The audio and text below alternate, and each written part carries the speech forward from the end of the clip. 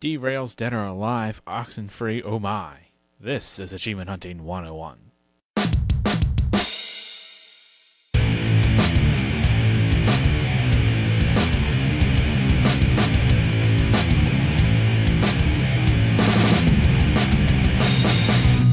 Hello, I am Kenny. Hello and welcome to Achievement Hunting 101. I'm your host, FuFuCuddilyPoof, and thank you for listening. What was that?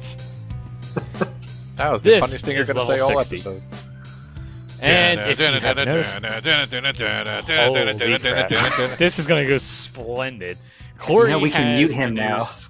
I wasn't here last week, man. I got to make up for everything. Can I talk? Jesus, I'm trying to enter the show. Elle, shut up. Sorry, boss. You muted me. Corey's got a soundboard, so he's like, he wants to use that. And as you can hear, the gang is all back together. What's up, guys? I like turtles. What the? There's going to be so many random sound effects. Is this a Patreon exclusive? As long as we don't have to revert to our backups, you're right. Is this a Patreon exclusive, or is everyone going to ask for their money back after hearing This is not a Patreon exclusive. If for some reason this doesn't work, Kenny, just put big censors over all those sound effects in Audacity. Yeah, I am. Woo! Yeah. Because censorship makes everything funny. Censorship does make things funny. No, not. You then. We can't show a meme Piece of over a there podcast. Oh God, it's this again. You're gonna give me so much. You know what? What is going on here? What? I feel like this has just been completely derailed. Congratulations, Elle. I told you, I'm got to make up Let's for last get week. on to the show.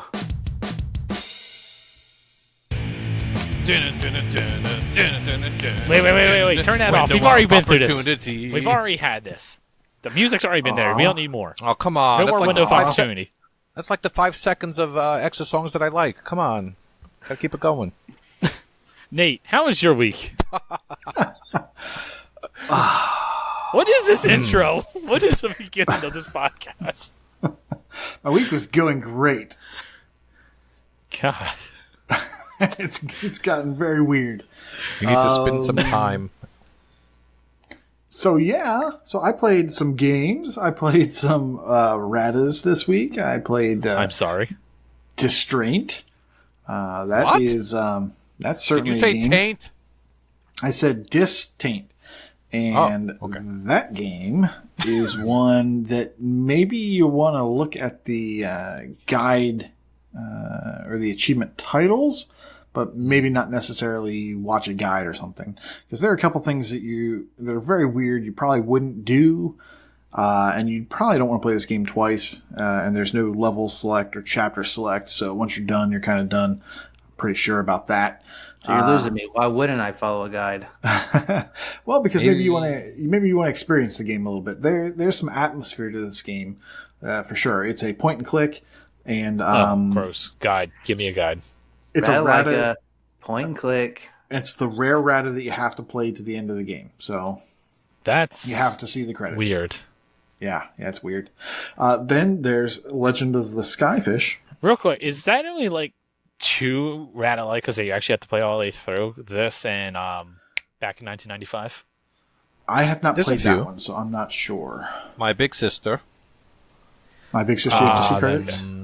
And the one more dungeon, maybe. Dungeon thing, yeah, that one. Mm-hmm. Okay. Yeah, there's add to that not a lot. Add to that Legend of the Skyfish, because I also played that, and you have to go to credits on that as well.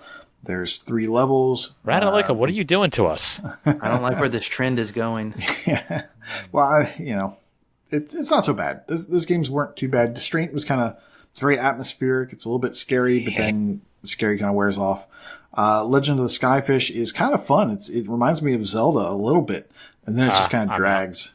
It kind of drags. Well, you said it's like Zelda. How dare you? Wait.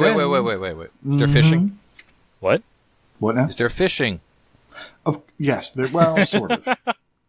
There's a fishing rod, but you don't really fish for fish. So there's a rod. Yeah, okay. Taint. All right, you want to hear Careful a where little you're bit going with this, though. So, Legend of the Skyfish. Rod Ferguson, what?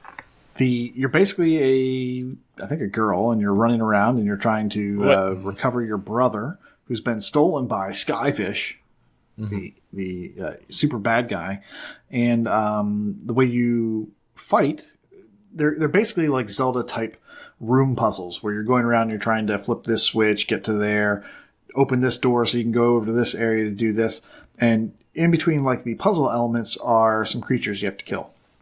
Some of them shoot, some of them run up to you, and the way you kill them is with your fishing rod. And you can upgrade your fishing rod, you can upgrade your hat, and you're basically just you can reel things in with your fishing rod, so you can reel enemies closer, and you can also activate switches from a distance, and you can also pull yourself across gaps with the fishing rod. So everything's done with the fishing rod, but you actually never fish. If that makes sense. Weird. Yeah, but you are whipping that fishing rod around. So I'm looking at the screenshots for this. I cannot this game is weird. I couldn't even tell you what it was just by looking at the screenshots. It's not a bad game, but it kind of overstays its welcome. You're kind of really ready for it to be done around the end of the second level, especially if you're playing it like 2 a.m. Typical Ratalaika. And then also this week, my daughter, she got back on that bike and she finished out finding all the golden paw prints or whatever they're called in Paw Patrol. So that achievement is done. Now we only have 2 achievements left, which is to get all the pup treats. So we have, let's say, 3 more levels, 2 more levels where we have to get all pup treats, and then that whole game is done. One would say she's on a roll. Yes. Yeah. The viewers can't see you, Koosh, so you don't have to put daughter in air quotes. Oh, sorry. Well, actually, I did have to play a little bit because there are segments of that game that are very frustrating, even as an adult. And they are when you're flying or when you're scuba diving, and they're just extremely nerve-wracking. I don't know why. It's just because the controls are sluggish. So the Zuma and the Sky bits. Yes, the Zuma and the Sky bits are very annoying, and they don't last very long. But when you miss something, you can't go back. So it's just like I have to do this whole level again. That's another 8 minutes I'll never get back. Then for RTDL, I played some Prototype. I forgot how much I love that game. That game is so good. It's so good. It's like, it is the analog, or the equivalent on Xbox of, I want to say, what was that game? Now I'm completely forgetting. Yes, thank you. It's Infamous. It's Infamous, but for Xbox. Now I haven't played Prototype 2, so I can't tell you where it goes from that. But I've started Prototype several times, and it's always fun. I've never finished it. When RTDL is over, that's one of the ones I definitely want to go back and work on. Isn't it kind of like a big game? I think it. I don't think it's too big. I mean, it's. Go ahead. You've played it more than I have, I think. It's sort of. Story is right around 10, 15 hours. It's not too bad. I mean, if you want to go for all the achievements, it's kind of a pain because there are lots of like challenges and you got to get the gold medals, or I'm sorry, not the gold medals. You got to get the platinum medals on all of them for all the achievements, and then like you have to go around and kill a bunch of people or kill a bunch of specific people. So there's quite a bit of collectibles in it. Oh, and then there's 250 collectibles scattered around Manhattan that you have to get. So, but your dude runs fast, and he's got like this fly move. He's got this floating move. So I mean, you can get around that map very quickly. It's not like a GTA where you're like, I get on this bike and I'm so. You can really move. And another thing that's cool is like when you're running down the street, and if you just automatically vault over things. So you're vaulting over cars, you're vaulting over trucks. And when you land on the hood of a car, it just explodes. So it's so great. It's a very fun game. So I'm looking forward to going back to it. It's just a mass murder game. It's like it's like if Venom had a game, that's what you'd want it to be. That's funny you say that, because I was going to say it's kind of like a Spider-Man type game as far as like the city goes and traversing it, right? Yeah, it's similar. Your movement is actually very similar to Spider-Man. Now you're not web slinging, but you are kind of like floating once you get really high. But you're running up walls and all kinds of cool stuff like that. So that's what I'm looking forward to go back to. I picked up Blasphemous when it came out. It's a new Metroidvania, maybe. I think it is. It feels like Metroidvania. And it's intense, man. It takes itself seriously. It's like, there's like Catholicism going on in there and like heavy symbolism, and there's like blood and swords, and it's intense. Any comparisons to other Vayners? It feels a lot like a Castlevania. It really has that vibe going for it. Just kind of like the design of it. The 2D. What's that? Oh, Is yeah, it it's 2D. 2D. Yeah, it's okay. 2D side scroller. It's got your typical Metroidvania map. It's got collectibles and your unlocking powers. Your you can spec into different attacks or things like that. So there's a little bit of customization of your playthrough, but of course, once you get enough resources, you'll basically open up everything on the tree and you'll get it all. But I then moved on to some other things. Once I got my achievement in prototype, I then had to set everything else aside and start working on Omen Sight, which is by the same developer that did Stories, Path of Destinies. And man, talk about recycled. I like the game, but it's like they've recycled the engine and they kind of just put a couple spins on it. It's okay, but I mean, if you're going to play both of them, you're going to feel kind of deja vu. So it's a Telltale.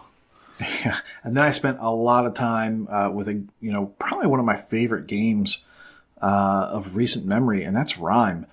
This game is awesome, and I definitely recommend not using a guide. There's a chapter select, and once you know how everything works in the levels, you can kind of you can really fly through things. But I definitely recommend, if you want to enjoy a game and you know that this type of game, like Zelda exploration, and just finding cool things is for you, and you want to take some time with this game, I recommend it. Now, if you just want achievements and you just want to blast through it, then you're probably not going to love Rime as much. But if you're definitely looking to spend some time with the game and enjoy exploring, then check that one out and skip the guide. For some reason, I was thinking this was like first person and it's like only puzzles, but you just said it was Zelda-like, right?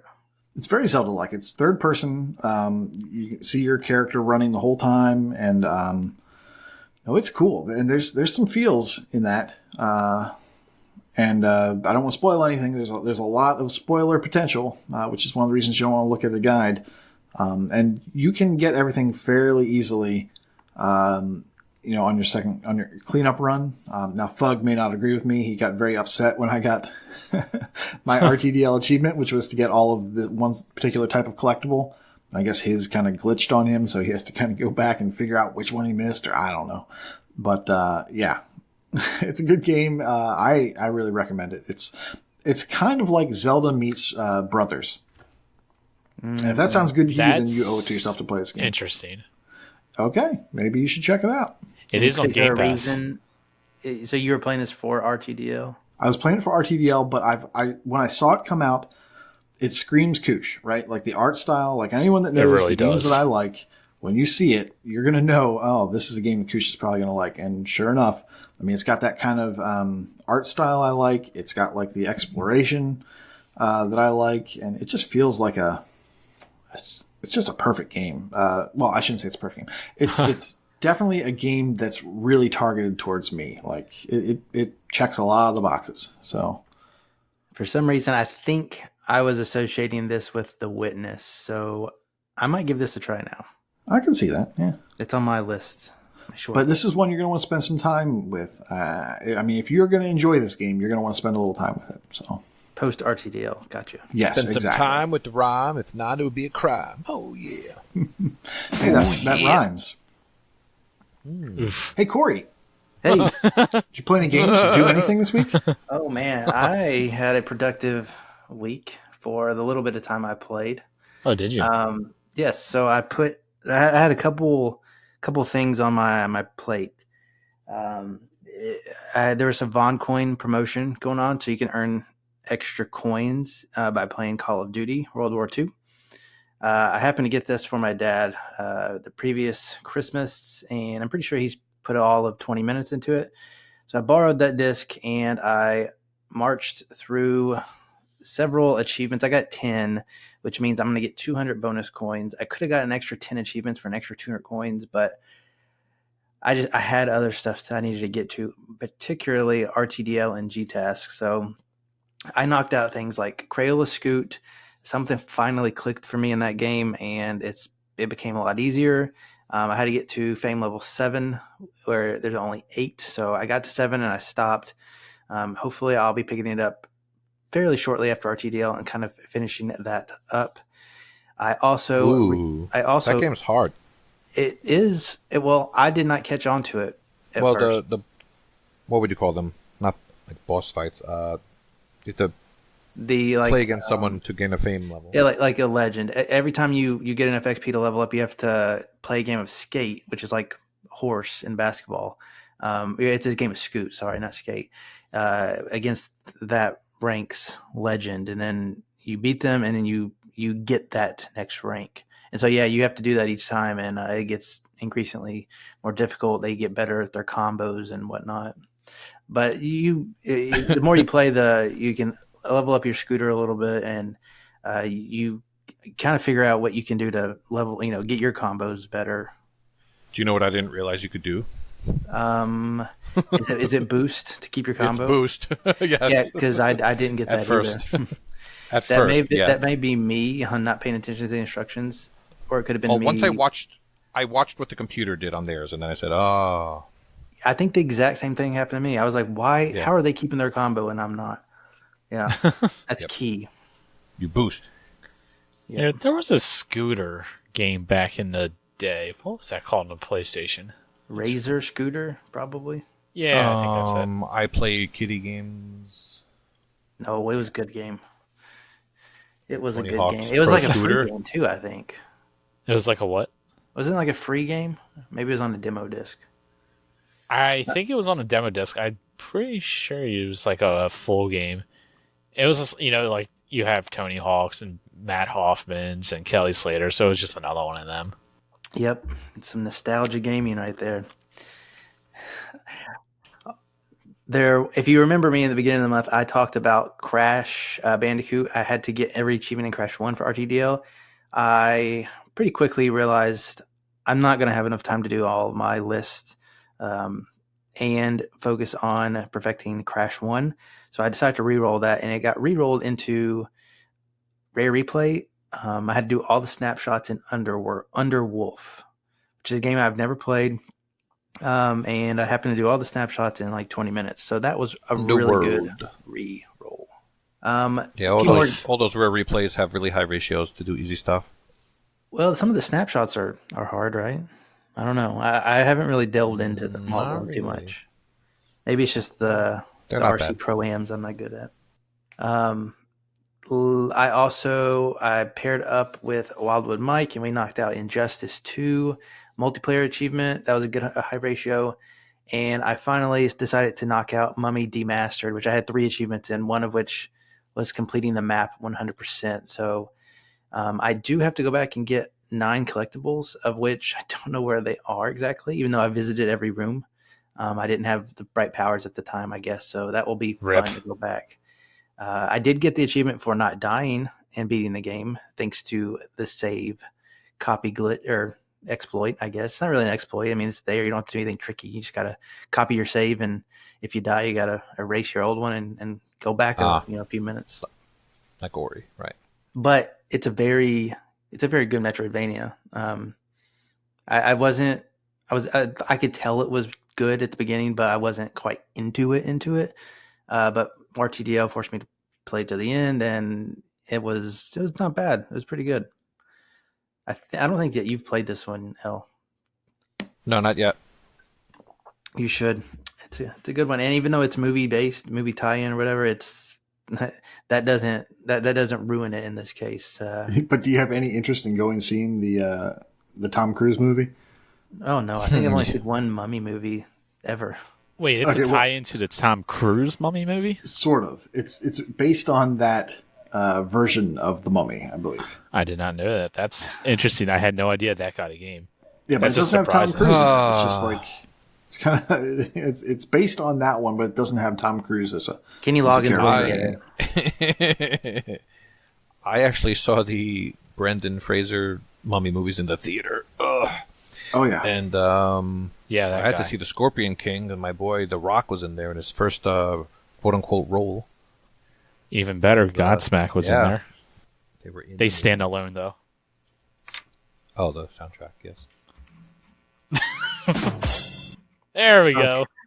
Just edit out that whole part, Kenny. You're trying to draw that out. Edit out yourself talking.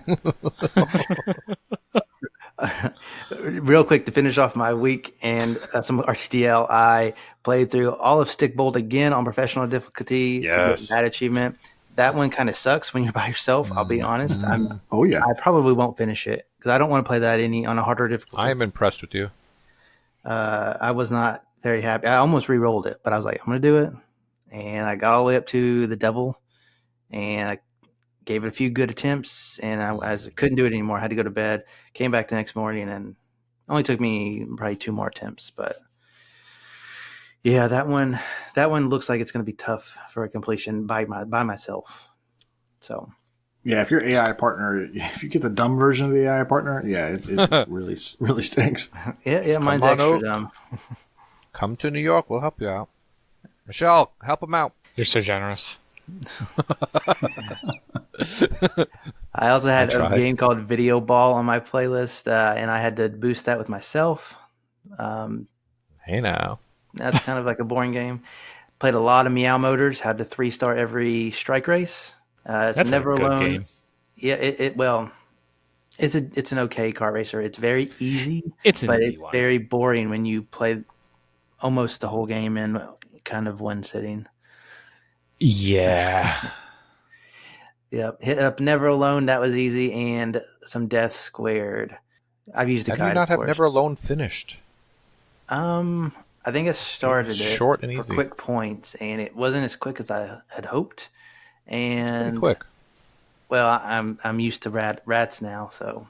Oh, right. Which one is Never Alone again? Is that the Eskimo game? Yes. Yeah. It's an Alaskan. Yep. It's Alaskan. I'm pretty sure it's Eskimo. I don't know. I mean, never had an Alaskan kiss. But that was my gaming week. I did have one other thing that was super exciting, and you heard me mention Vaughn Coin earlier, and this was the highlight of the week.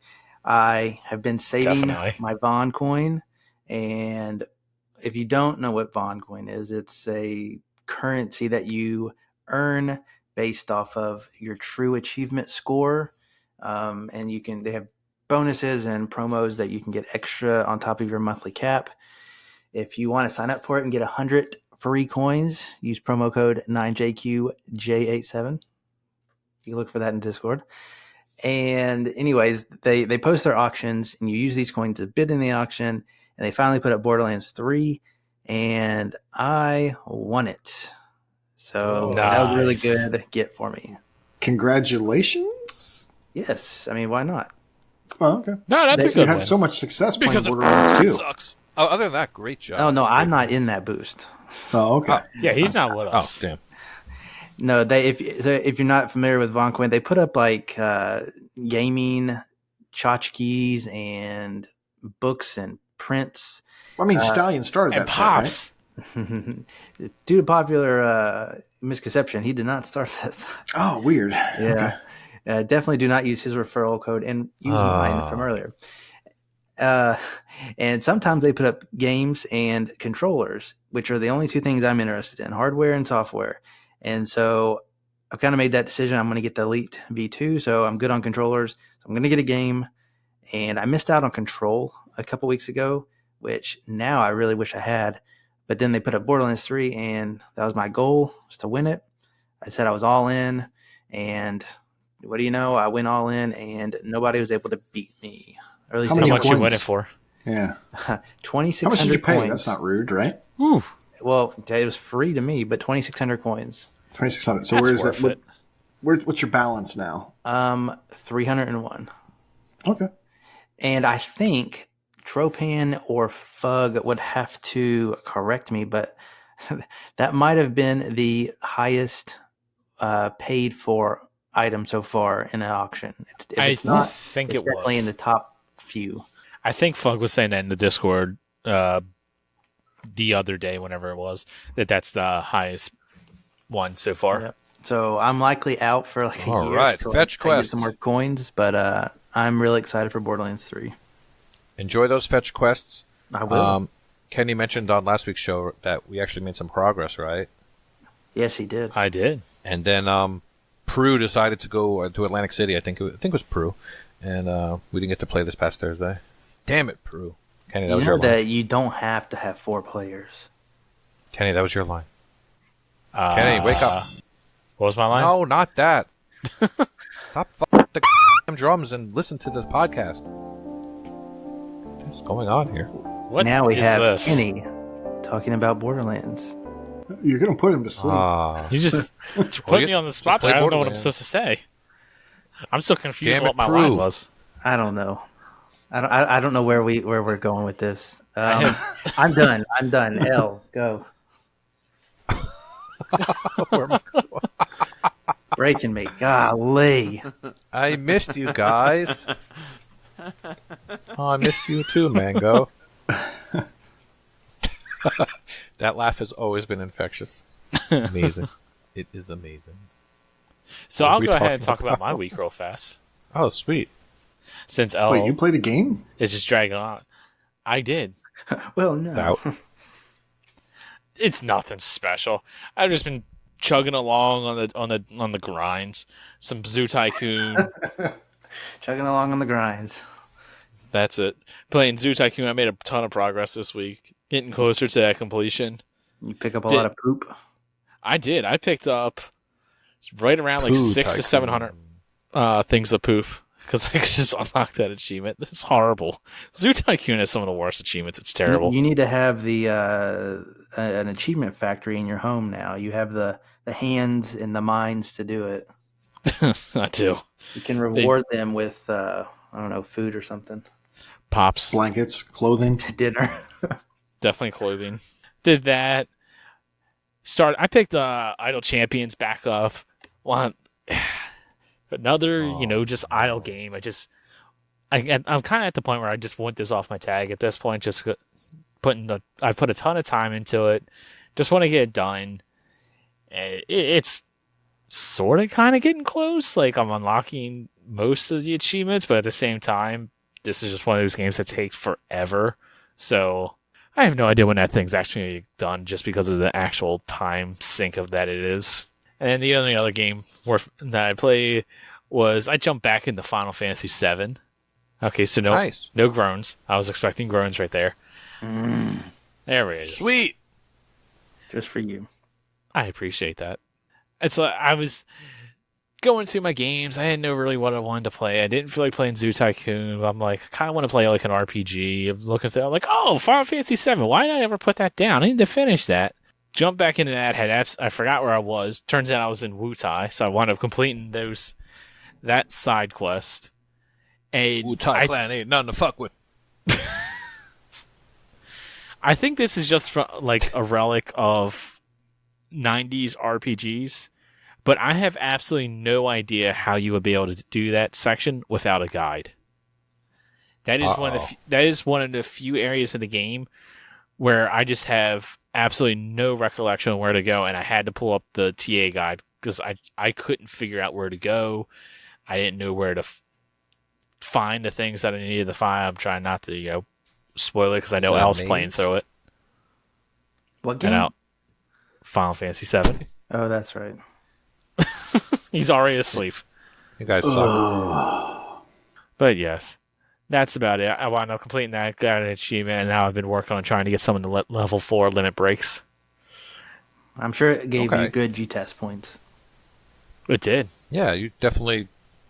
It's actually not as good for G-task as you would think. Is it because of the cheats? I bet it's because of the cheats. The cheats definitely makes it, or definitely hurts it, because anyone on TA that is playing this game is probably cheating with it. And like the game has a 195 ratio. That's not that high for an RPG, but it's TA, and people have a lot of nostalgia for this game and a lot of love for it. So when they pick it up, they're like, "Oh, I definitely want to get this completed." So it doesn't have that high of a ratio, unfortunately. How about you, El? How was your week? Did you say nostalgia? I don't believe I did. It's like you read my mind. I have no idea what you're talking about. I'm totally not reading like from a doc or anything. I remember nostalgia. Don't read from a doc. At your age, I'm surprised you remember anything, Nate. Well, this is a weird game to simulplay, but Michelle and I have been simuling FF7. She's been through the game a couple times before in her youth, and I'm trying to... I've started it 100 times and never got far in it, so now we're up to the part where you do something and get this thing and meet this character. Spoilers! Darn it, I'm sorry. But what are your character names? I actually think I know what you may be talking about. D and Fault. We just found a hidden character that's an achievement that's actually missable, apparently. It's pretty early on. Okay. The girl chick. Is that Kenny's crush? Yuffie, and no. Euthanasia. I don't think Yuffie's missable. I'm pretty sure you can come back at any time and get her. No, if you don't know about it, it's missable, I guess. Okay. She's just in a random bush. In a random bush? Yeah, you got to find her in the forest. Yeah. You got to find her in the forest, and you got to beat her in battle, and then you have to answer specific answers, or else she steals a bunch from you, or just knocks you out and runs away. So I got that game on RTDL, and that was the next achievement I needed, so got that, moved on. I started up Celeste for the first time, and much like Final Fantasy VII, you can cheat in this one also. I needed to get an achievement for... what are those things called? Strawberries? Heart gems. You find these hidden gems in each level. And now, are you actually cheating in Celeste, or are you playing it through legit absolutely, the first 100% time? legitly cheating.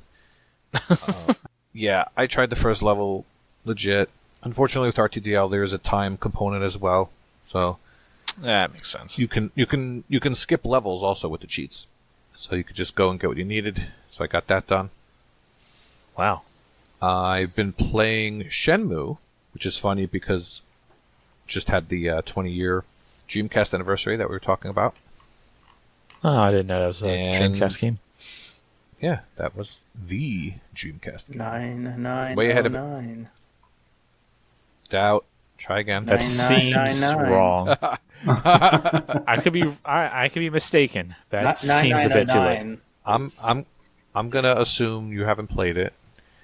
No. But basically, is it about a whale? No, that's Chip playing Gears Pop. But, we'll talk more about that later. Oh yeah, I played Gears Pop. I forgot to talk about that or mention that. I played Gears Pop. Continue, Al. Sweet. So anyway, if you never played Shenmue, I'll probably catch some flack for this, for anyone who has played it. It's basically a glorified walking sim. You walk around and you gather clues, and there is some fighting in the game, but it's few and far between. But one thing I realized... Sounds like L.A. Noire. It's totally like that, except L.A. Noire. No. Whatever. Love you, Mango. Love you, too. One thing I noticed is that between Final Fantasy VII and Shenmue, and those are two 20-year-old games that were remade, and we're playing them again for achievements. You have Celeste, which looks like an old game. You have Time Spinner, which looks like an old game. Corey was talking about Crash and Spyro and Mummy Demastered. Nate's playing all kinds of garbage that looks like an old game. Which is why he likes Rhyme so much, because it's the only game that looks halfway decent. Your point? And my point is, we must love nostalgia. Like, outside of your Borderlands 3, like, most of the games we play are of the old variety. Well, I mean, we're kind of forced to play them, right? We're not forced to play anything. Sure we are. We can pick and choose whatever we want to play. I can't pick what the devs make. What is new? Call of Duty. There's that Call of Duty? I've never heard of it. There's all kinds of new stuff we could play. Yeah, but don't they all play like the old games now? I mean, like, what has been put out that is groundbreaking, or it's the next nostalgia maker?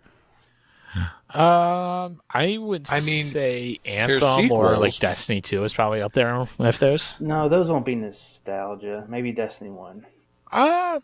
I haven't played Destiny 2. I know it is better than the first, so I can't really speak personally for it. I mean, it's like in 15 years, there's going to be a Destiny Classic, not a Destiny 2 Classic. That's fair. I'll give you that. I can see that being like one of those things where kids or other people who's playing it now look back and it's like, oh man, Destiny was so good. They ought to remake it for the Xbox 7 or whatever it is that we're playing at the time. Ugh. I can't imagine anyone liking Destiny and wanting to play it again. Like It ever. wasn't that bad. Ugh. There's The gameplay still was a fine. big Everything else sucked. big following for that game. Their gunplay is king. The gunplay is It great. was fine. Sure. The gameplay was so good. That one level that they made was really interesting. Very specific. No, I mean, they made one level, and then you played it 300 times. Well, you should have to explain your jokes to there was at least Wake up, 3. 4, but one was exclusive to PlayStation.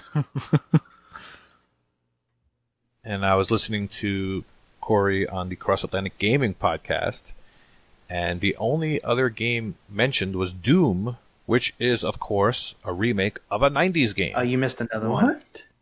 We talked about Lion King and Oh, you're right. Yeah. Aladdin. Yeah. which I'm super excited for too. Well, I mean, Aladdin was really good, so. See, I've Yeah, you never throw played apples. either of those games. Oh, I'm going to beat them now. You're a baby. I've seen the movies. there's no excuse for this stuff at any age. There's emulators, play stuff. that, No Come on, achievements, though. Get with the times. Exactly what Koosh said. but at the same time, okay, No I could cheats? play this really old game that looks terrible and is probably crappy with today's standards. I have no nostalgia for it. Why do I want to play it? See what And the here's the hubbub thing: is about, Lion King isn't like a Legend of Zelda, for instance. You know, Legend of Zelda is this massive franchise. That you hate. Lion King video game really isn't. Lion But King you and need to play it, Aladdin and were Infamous. tier games of those times. also way too hard for kids. So you don't have nostalgia And for the adults. Will Smith classic, Aladdin? Yeah. I have absolutely not. I've never played it. Oh. I like the movie. Lion King's one of my favorite That was Disney my next movies. question. But as far as the games, never played them. Now will be your chance. Unless someone gives me the game, I'm not paying for it. There's no way I'm going to buy that game. Why would I? Yeah, no, I don't want to buy it. Okay, don't There's buy it. more games I could, especially since it's like $40. I'd rather go buy Crash Team Racing $30. or Crash Insane Trilogy for that. Wait, Because of those sound nostalgia. like Because of nostalgia nostalgia. games, yes. You're right. I have incredible amounts of nostalgia for Crash. You're gonna like this week's sales. Continue. I do. So, do I have a point about any of this? I don't know. I Let us don't know. listeners. That's what we've been asking ourselves all episode. Where Just were you rambling going with on, this? I don't forgot know. where we were going with it. I'm not going anywhere. I just noticed that we suck at playing new and exciting games, or Oh, yeah, is your right. point that they're not making such things anymore? Yeah, that was my point. Is that okay? Yeah, so that's what's new? What's the Like new Rhyme nostalgia sounds maker? different. I don't know. Shovel It Knight. doesn't have to be. Borderlands 3, I mean, I would argue Gears Super 5. Yeah. It doesn't have to be the newest. It doesn't have to be innovative necessarily. It just has to be Good. new and shiny. I mean, so is nostalgia based on good, or is it just based on time and place? I would say time and I would place. say Definitely. I would say very rarely do I see something now that I saw as a kid and think that it sucks. I still tend to like the stuff that I liked, probably because of what is it, rose-colored? Yeah, you goggles? see it like you did when you were 5. Right. Well, Still laugh at dumb Well, okay. 80s I movies. Okay, so Destiny may be something that people have nostalgia for, I guess. Prue will love it forever, I'm pretty sure. I'll also throw this point out there. You know, a lot of the new games coming out are $60. Why when was the last time anyone here spent $60 on a game? Probably when I bought The one Lion point. King. We pre-ordered The Lion King and Aladdin. That's 40. my point is, we literally have an entire section of sales for in the show that's coming up here real soon. But it's like we always buy games on sale. Things are always on, or things are always on sale. We have Game Pass. Times are different, though. We have these other outlets that discourage us from paying more money for games. Yeah, what I just mean is, like, I'm not going to necessarily go out and spend $60 on Doom Eternal and play it when it's like, oh, I have all these other games on Game Pass, for instance, I could be playing. All right. So is Gears 5 nostalgia for the Gears franchise as a whole? I don't understand the question. Me neither. I can see someone possibly having nostalgia for it. That's a 13-year-old series now, or more. To a certain age group, I'm sure it is. Well, I mean, I think Gears 5 is a weird example because of Game Pass, but... Well, I mean, I can see plenty of people jumping into the series at, like, Gears 4, Gears 5, where it's like that new trilogy. And people going, oh, that's when Gears was in its heyday, when there's, however long later. Just like I'm sure there are plenty of people, if we were to have this conversation 15 years from now, that would say Halo 4 or Halo 5 is the heyday of the Halo franchise, which to me is blasphemy. Well, that was covered earlier by Kooshmoose. Anyway. Wrong game.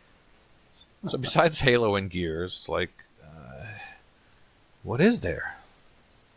I think my point is that we just feel comfortable playing some of these type of things. Like, why play Final Fantasy VII again when you could be experiencing something new? It's because there's a comfort about it, right?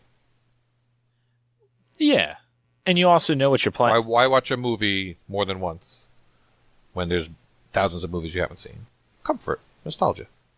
It's also like, you're sitting down to play a game, that game that you've played before is good and you're going to enjoy it, whereas this new game that you've never played before, it's a hit or miss. You may pick it up and come to find out it's terrible. You hate it. You don't want to play it anymore. Okay. Were you saying something earlier about sales? Sale, Gway. What the hell? Uno. Yes, we have some sales this week. Corey, is there anything you're going to get? Yes, there is, and I don't have Uno. Just making up for last week still, guys. I am probably not going to get some sales this week. I picked up the Metricon game last week, and so, but I did highlight two that are on my list, but due to other circumstances, I think I'm going to wait. Those would be Crash Team Racing.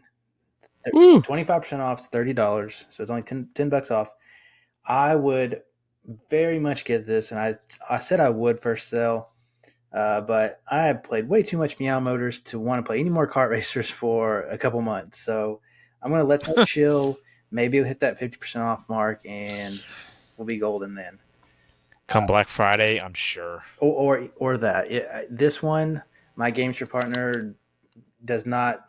Kart racers are not his thing, and so if I can get this one physical on a good deal, I probably would. The other one that really tickles my fancy is Farm Together, but the price could be better. I don't remember the percentage, but it is still $14, and I can't think of any particular friend that has it. Beer me. Not beer me. Not. So you're buying it for all of us, you said? Not that you need a friend to play this game, but it's called Farm Together. It certainly can help. They wanted you to play it, and they wanted you to play it by yourself. It would just be called Farm. But does it have fishing? I don't know about the fish, but I do know that you can join other people's farms and get achievements and whatnot. Anyways, $10, you got me. $14, I can still wait. Way too much in the library as it is. Beer Me was talking about this. 4/5 of a taco box. Beer Me was talking about this this past weekend, and he was saying something about like there's some really grindy achievements where if you jump into somebody's farm as they complete the last stage of it, you get the achievement too. It's like you don't have to do the super long grind for it. I've heard that several times. Yep. Yeah. So I might just pick it up just for that. Hopefully, Beer Me, don't do it yet. Don't pull that trigger. I'm coming. Invite me. So yeah, But can you pet the dog? All right, you Corey. can just shoot that dog in the head when it's sick. Oh, When RTDL is over, we're just gonna all get farmed together and just play it every night and just Well, if I'm not play getting with it our at hose and $14, stuff I'm like not that. getting it at full price. But post September, RTDL free. I am playing all the games, all the co-op games. Anybody want to team up? Just let's look at the library and schedule it up. Nate. Away Oot. That one is already Jay taken. Blach. But yes, me and Jables will be doing that one shortly. Nate, there's good news with Farm Together. what's that? There's a screenshot of him fishing. Whoa, Fishing for dogs? my. He hasn't So, reeled it up Nate. yet, so I'm not sure. But Okay. it looks like he's fishing. Gotcha. There's also a picture of a cat tickling a teddy bear. Is that the game where if you buy the disc, something's easier or something? No, that's an actual. That's like real farming. That's Farming Simulator 16, I think. Something like that. Oh, so that one. Oh, right. Okay. So this is a No, farming 200 hour together is completion, huh? relatively recent. Wowie, yowie. Yeah. It came out Yowie, earlier this wowie. year, January. Well, I'm glad you You asked. like simulation?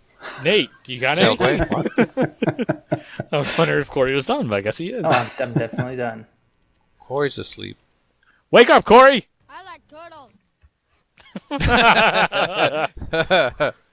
So for my recommendations, I can't tell if this is a recommendation or more of a hey, watch out. Odium to the Core is $2.49 down from $5, and you may be thinking you're getting yourself a 250 penny deal.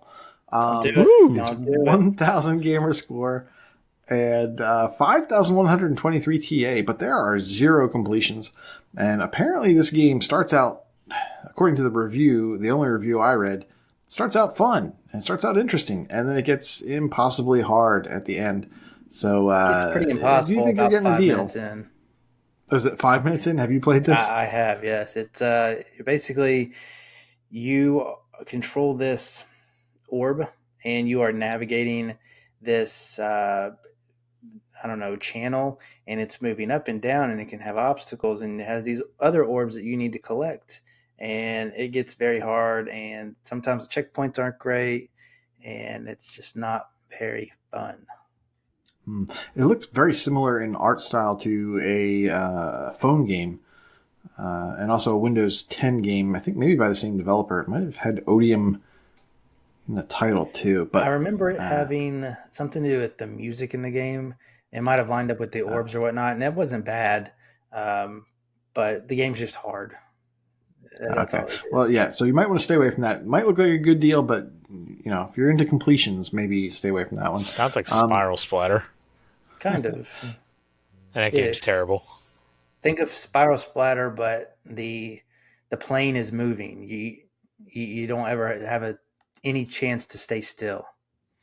Oof. Okay, then. I know Elroy had talked about it at one point. Getomero, or I have no idea how you say that. Hero of the Universe. It's 324 down from 13, so that's a pretty good deal. 1,000 gamer score, 1,209 TA, and it's estimated at 3 to 4 hours. I don't know. Seems interesting. Action. Lights. Camera. And then there is a game that I would like to challenge Waka to try, because I want to hear just how horrible it is. And it is called Where Are My Friends? ? It is That $1 just sounds bad. It's $1.79 down from $6. Typical pricing. It's a platformer. It has no death chivos. So I think like the last 3 achievements are, complete this level with no deaths. It's 1,000 gamer score. It's 4,836 TA, and I would just love to hear his take on it. I think it's going to be a classic. You know what? I'll chip in for that. We can buy it for. Oh, we yeah? can buy it for him. I think we can do it. We can make it happen. And finally, an actual recommendation on a good game, or a game that I enjoyed, and that is Seasons After Fall. Now, I've not completed this because I got distracted, and that happens. It's $5 down from 20. typical 1,000 gamer score, 1,570 TA. So that's a little bit higher. It is a puzzle platformer. And the way this works is you eventually are able to change to all 4 seasons. And each season affects the level differently. It might raise the water level. It might freeze water. It might cause trees to be barren, and now you can't jump onto platforms and such. And it is, it's interesting. It kind of has an art style that's kind of similar to an Ori, but not as good. It's a little bit larger scale than like an Ori. And I recommend this, and it's a good price, and I believe it's an indie developer, so have at it. All right. And L, did you see anything? You. Have at thee. Have at thee, Sarsaparilla. So, there's a lot of Final Fantasy games on sale. Ooh, tell me more. I know.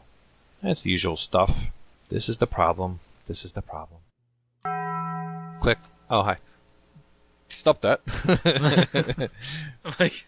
Yeah, the problem is that these would be great games to pick up for half price, but it's just a time commitment. If you have nostalgia for it, though, it's the deal. Oh, shoot. Gall darn it. You're right. Yeah, Final Fantasy IX is not on a great sale, but it looks like X and X2, a.k.a. 10-2. I should have had. Yeah, those are on half price. Maximum. Oh, right. They're not that smart. No one cares about all that stuff anyway. They want to hear about the easy completions. Oh, there's 3 ACA games on sale this week. Gross. Fatal Fury 3, which is guys punching each other. Super Sidekicks 3, which is guys kicking soccer balls. And ECA Neo Geo Ragnarok? Which I don't know what the heck that is. Yeah, the first 2 look like easy completions. This Ragnarok game is listed as a 2 to 3 hour completion, so that's probably skill-based. Can't have that. Don't buy that one. Deployment, $249, 0 to 1 hour completion. And Black to Fall is $6. It's usually $7.50 when it goes on sale, so this is the cheapest I've seen it. Might want to pick that one up. I think it's a puzzly platformer. That seems like that goes on sale a lot. Capcom Beat 'em Up Bundle is actually really fun, but I have some problems with the achievements in the game. I've been meaning to bring this up. Oh, please do. So it's on sale for $12, down from $20. Yes, an achievement podcast. We should probably talk about this. So Michelle mentioned that a couple weeks ago. We had played through one of the games in co-op, and it's bad enough if it pops for the host only, but it didn't pop at all. So then I went through the whole game alone, and just to be safe, I saved it right before the last boss. Okay. Just in case it was maybe something with my Xbox or, I don't know, something. And it didn't pop. But it had popped on a different game. So basically you get an achievement for beating each of the games. And there's no real skill required because you have infinite continues. So I saw something in one of the forums that said there may be a problem with the Xbox One X with this game. Uh-oh. So what I did was I downloaded the game onto my OG Xbox and had the save on the last boss. And sure enough, it popped right away. F. So, I know. So I wonder if that has anything to do with it. That's so buyer beware. I love these type of games. They just mindlessly beat up stuff, and music's always nice, and they're 2, 3, and 4 player games. So this is right up my alley. I love these type games. Final Fight is an all-time classic to me. Final Fight. What were you going to say, Kenny? What was I going to say? It's just odd that achievements pop on like the OG Xbox or the S, but it doesn't pop on the X. That's just weird to me. Someone said on the forum, and I tried it out, and it works. So must be a correlation there.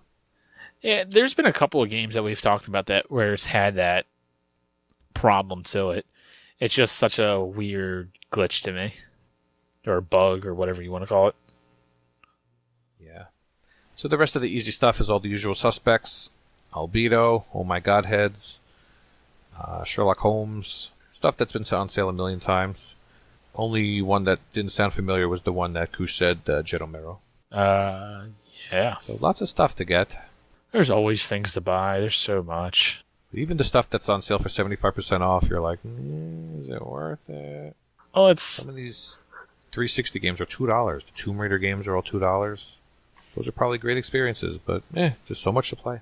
Yeah, it's like I look at the Tomb Raider games, and Tomb Raider Underworld that's been games of gold before. Like I'm considering picking up Legend, but at the same time, I know for a fact I'm not going to get to it anytime soon because the backlog already exists, and there's a chance, that may go with games of gold, so I can save that $2.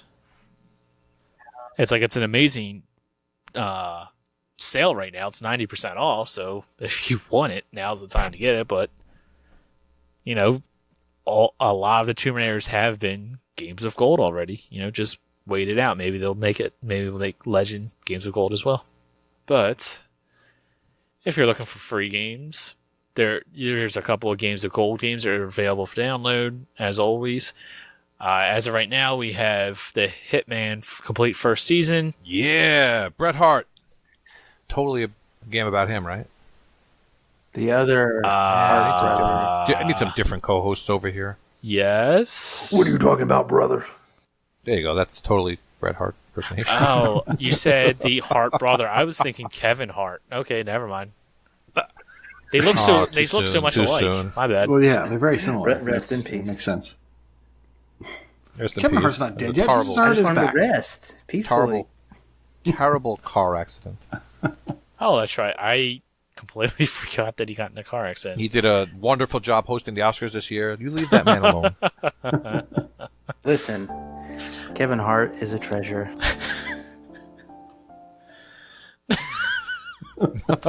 That was fast. The Rock will remember that. I know. That's the worst. That's the worst obituary ever. Eulogy. One of those. Obituary. Good band. Your window of opportunity is closing. Oh, you said Let's good. go. You said good band. Sorry. Two other games that are available for download with Games of Gold: Tekken Tag Tournament 2 and We Were Here. That's the new one. I've absolutely. So that's a co-op game. Online. I think online co-op, like a way out, a way out. Oh, okay. And then We Were Here. This release into Games of Gold? Yes. And it's yes. Oh, It's We an Were old- Here. It's a 1 to 2 hour completion as well. yeah. Yeah. Apparently, this is an older game that they just ported to Xbox, and there's We Were There Too. It's going to be released shortly. Yes, We Were Here too. We Were Here Too. I saw people already playing it, but it's not out yet. October 2nd. They're influencers, Al. They're influencers. I mean, Dirty. Yeah, Bill's put out a video for We Were Here. You have to do 2.5 playthroughs because you have to play through one as one of the characters, I guess, and another one is the other one, and you have to get up to a certain point and do, I guess, something else in a different one. I haven't watched the video yet, but I think it was like 18 minutes for a run, so you could probably get this done under an hour if you do your homework first. oh, it's a puzzle based game. off of the trailer, I recommend you do your I want to homework. do my homework. Ugh, homework. Yeah, puzzle game. I'm looking at the screenshots. I have absolutely no idea what it is until I read that it's a puzzle. Okay, sure. You need to go watch the trailer. It looks like a quality game. Sure, it's fine. I don't know. Whoa. Okay, so I don't know how to take that There reaction. will So be we're just no going nostalgia for that game. we're just going to kind of continue. Game Pass. We haven't had anything added this week. They've been teasing it, so as per usual, they will probably release all the games that's being added tomorrow. So you'll hear us mention them next week. We do have a couple of games that are leaving Game Pass soon. We have Lego Indiana Jones. I'm going to pronounce this wrong, and you guys are going to make fun of me, but Shantae? Sean, Pretty good. Shantae. Oh, okay. No. Shantytown. It's Shantae. Shantae. Sure. Shantae half Genie Hero. Split Second. I didn't even know that was that's a good one. Game Pass. Isn't that the sad thing? Like, things are leaving Game Pass. I didn't realize we're there. Should have been playing them. I had no idea Split Second was there, especially because that was Games with Gold a year-ish ago, I think, or maybe earlier this year. I don't know. It's been so long. But I had no idea that was a Game Pass. Ninja Gaiden Black. I'm surprised that's leaving Game Pass considering it's an OG Xbox game. I would just assume that they were going to stay in there for the whole thing. And then the final game that we're losing is The Hunter Call of the Wild. I have no idea what that is. I guess it's a hunting game, if you're into that. Is there fishing? I mean, I don't know. Considering it's called The Hunter and not The Fisherman, I would say no. Now, I know you'd mentioned that the Game Pass has teased some new things coming this week, but they did it in a weird way on Twitter. Their handle is Xbox Game Pass, and it's very strange. It says September isn't over yet, and more games are coming this week. But then they have these strange, oversized letters, which are INNINI. So I'm wondering, I don't know. Do you see anything in that? Somebody said, Ben. Yeah, what did he say in the Discord? Ben was talking about how he mentioned something to the effect of if you have your font in a certain way, or if you have like larger text or something like that, that there's some sort of code in that, and they think Quake is coming to Game Pass. Quake. I believe that's what he said. I could be wrong, but anything you hope game for in Game Pass? I don't know. Kind of a loaded question. Yeah. Because with that, I'm also kind of like, what could possibly come to Game Pass? You know what I mean? Like, there is one game that I'm really hoping that comes to Game Pass. I'm kind of holding out buying it because I really want to play it. PC Building Simulator. I really want to play that game, but do I want to spend $20? I don't know yet. It seems like that would be a good Game Pass game. You know what else seems like a good one? They seem to like Torchlight 2. But those might be too recent. Let's go back in the Wayback Machine and see what's came out recently ish. What do you mean? Well, no, I'm just looking at the release calendar for the past few months to see. Oh, duh. There's a game I want in Game Pass. What? Giga Wrecker Alt. Oh, is Giga Wrecker Alt? No, I wanted to. I was going to buy that. Yeah, Giga Wrecker. What? I don't even know what that is. It looks interesting. Okay, so kind of like what I was going to say is I went to the full Xbox game list, and I just went to 2019 games just because obviously I want the new stuff in there. And Kingdom Hearts 3. That'd be I wouldn't mind having that in Game Pass. I don't think you guys actually know that's one I have been wanting to play, and I keep putting it off because it's been like $30 consistently. But I've not had the time to put into that. That'd be a good get. That would be a really good get for Game Pass, especially since we haven't had the previous Kingdom Hearts games on Xbox. That'd be awesome. I would consider carving out some time for that. See, that's a game that we missed earlier on in the show when we were talking about what games are people gonna have nostalgia for.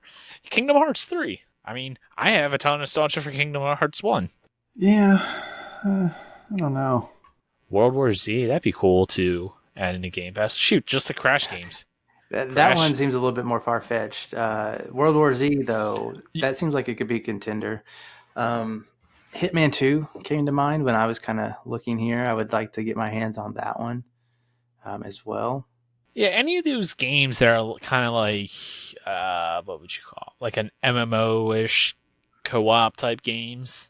They would be good games. They're like the perfect games for Game Pass. That's where they're the games that would help make Game Pass flourish because it's like one person has it and it's just like he tells all of his friends, just go get Game Pass, Sign up, it's $1. Yeah, it makes me think like, what's that one that Koosh played with 4 players? Starts with an S. Strange Brigade. Something like it reminds me like that. So yes, Strange Brigade. That's why I'm saying it could fit that mold. So I wouldn't count that one out. It's not, AAA. So yeah, it's Strange Brigade. That's a good game. That's a perfect game for Game Pass. Oh, and Rad. I want Rad in there. That'd be rad. I can see that happening. With that now being a Microsoft acquisition, I can see them kind of retroactively adding the only thing that would hold them back is the Bandai Namco thing. And I'm kind of looking now to see if any of their games maybe have been in Game Pass or that I recognize. I don't know. I'm not seeing a lot of stuff here.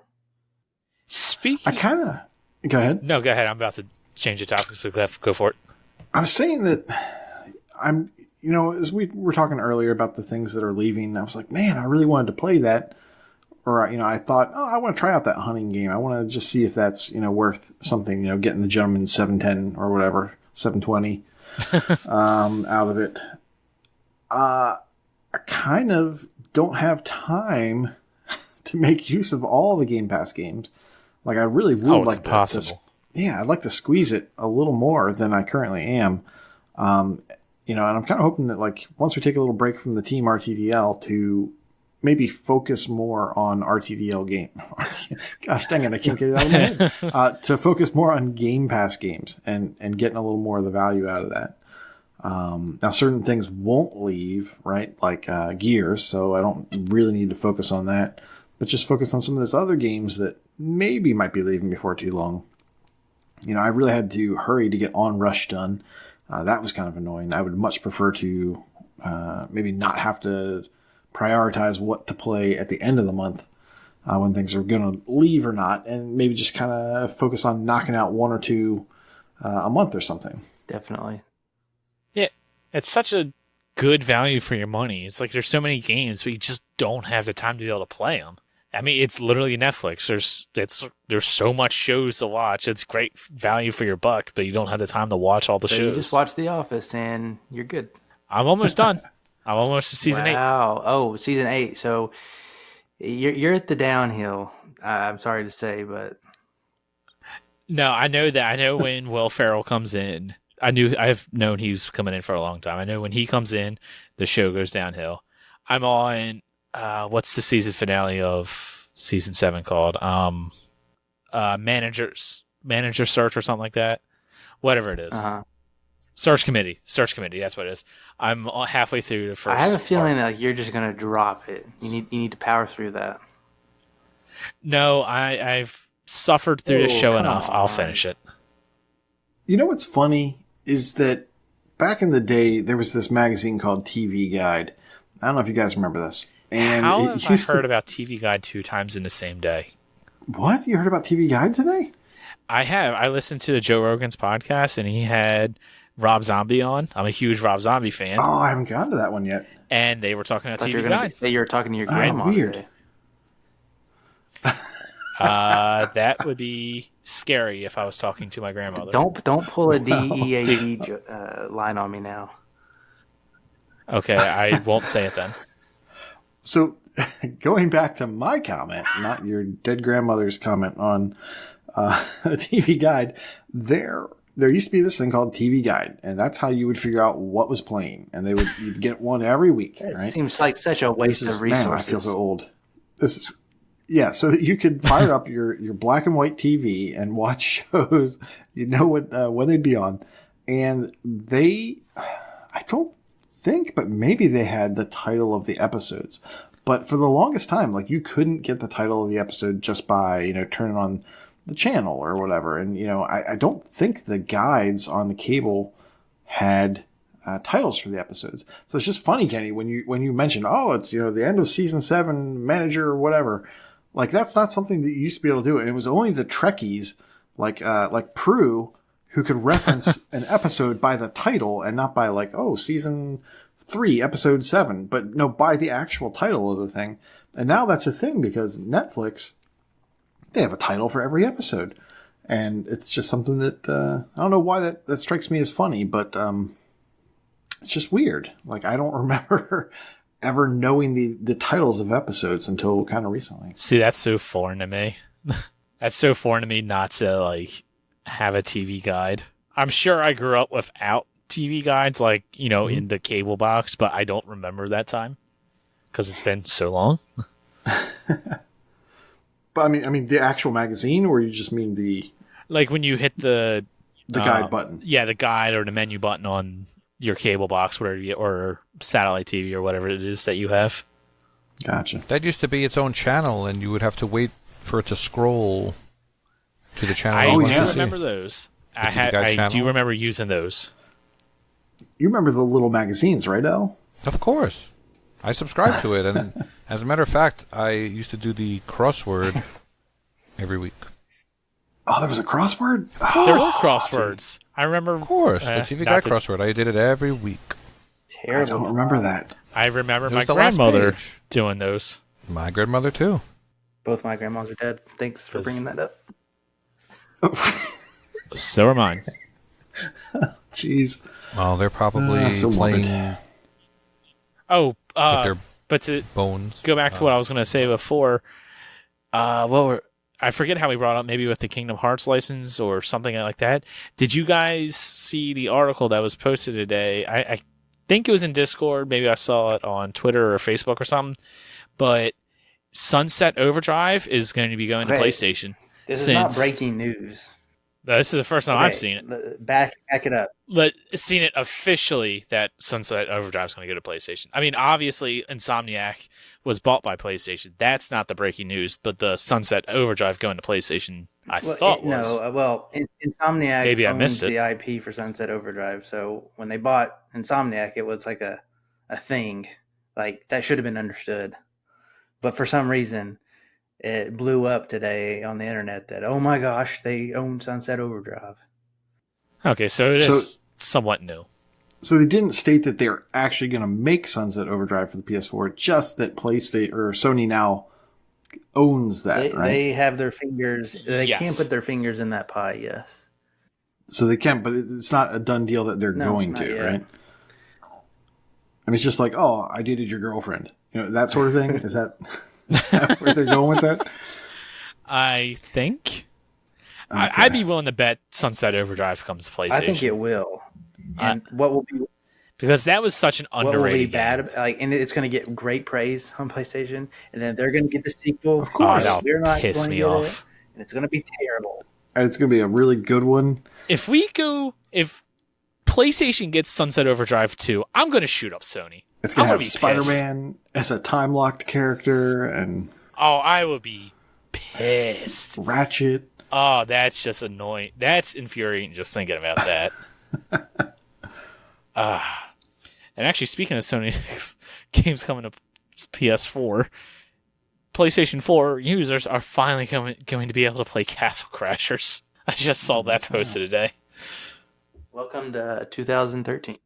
Yeah, do you see a video of me twirling my finger in the air? That's because you don't suck like at Castle Crashers. He doesn't like Castle Crashers, and he likes Battle Block Theater. Get your soundboard ready. The reason I don't like Castle Crashers is because it's a mediocre version of Teenage Mutant Ninja Turtles. You and your nostalgia. Perfect.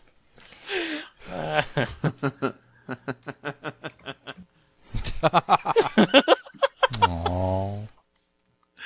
Oh, I like these soundboards. This is fun. Oh, man. What were we talking about? We were treading water. Where were we at?